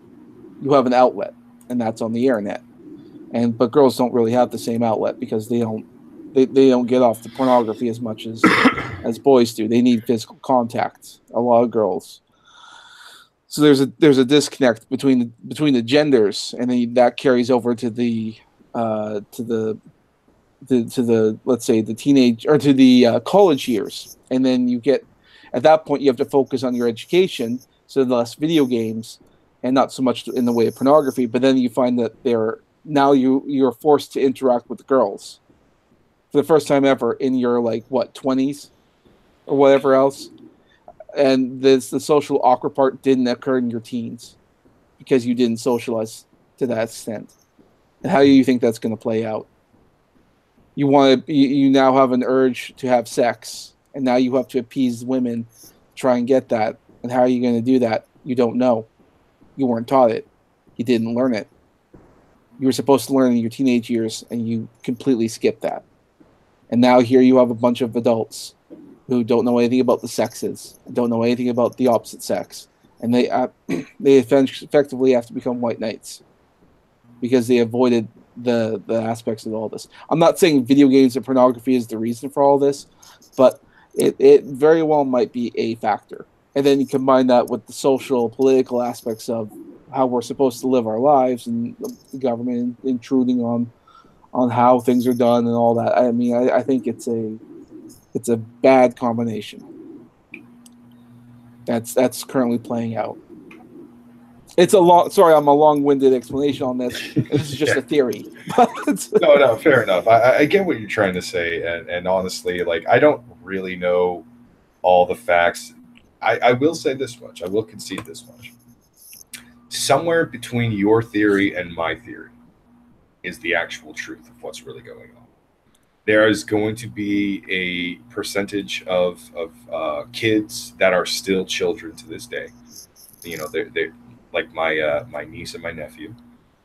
Then there's the teenagers, the young adults, and then there's the people that are the same age as us, and the ones that are older than us, and everything like that.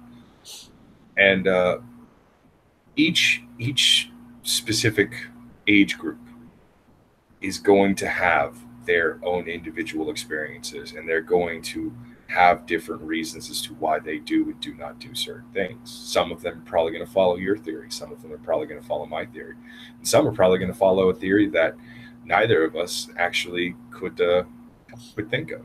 But somewhere between your theory and mine, there is the truth. I certainly hope that they don't follow my theory. And my theory is just that. Well, because first of all, I don't want them to take away my porn. However, if they, however, theoretically, if they did, maybe I'd be more forced to go out there and find a partner. Because if I can't get off to my porn, what am I going to get off to? My imagination? Fuck that. I use that to draw things. Yeah, fuck that. Let's get off to the bar. Let's get this going. I don't want to have to think Sweetie, I don't even love you. I just need to get off. Could you please assume the position? Oh my God. And the sad thing is, most of those women out there would be like, "Yes, sir," because they probably haven't gotten any action either. And with that, we're going to go ahead and end this. We only have 6 people viewing as we speak. Thank you for those of you who actually stayed to the end. I know that I said earlier that this was going to be a short one, but then Semaj jumped in right at the last minute. And it just kind of kept going because I like talking to Semaj. No big deal. Tonight, I mildly talked about fucking Hollywood. I eventually talked about Jake Paul. Kept talking about Jake Paul way too much. I don't know. Is that what you were talking about before I came in? Somewhat before you came in. Oh my and like God. I think I have a lot to think about. I'm not sure what's going on in my head. I think honestly it's just greed and jealousy, and I'm just like, I fucking want that life, you fucking piece of shit. But who knows? I don't actually know what is going on.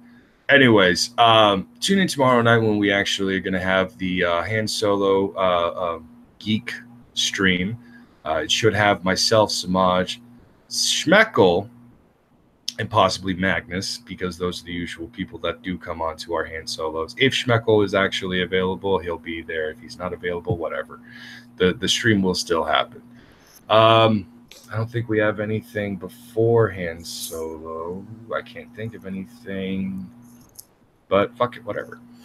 Thank you for coming, and good night, cunts. Get the fuck out.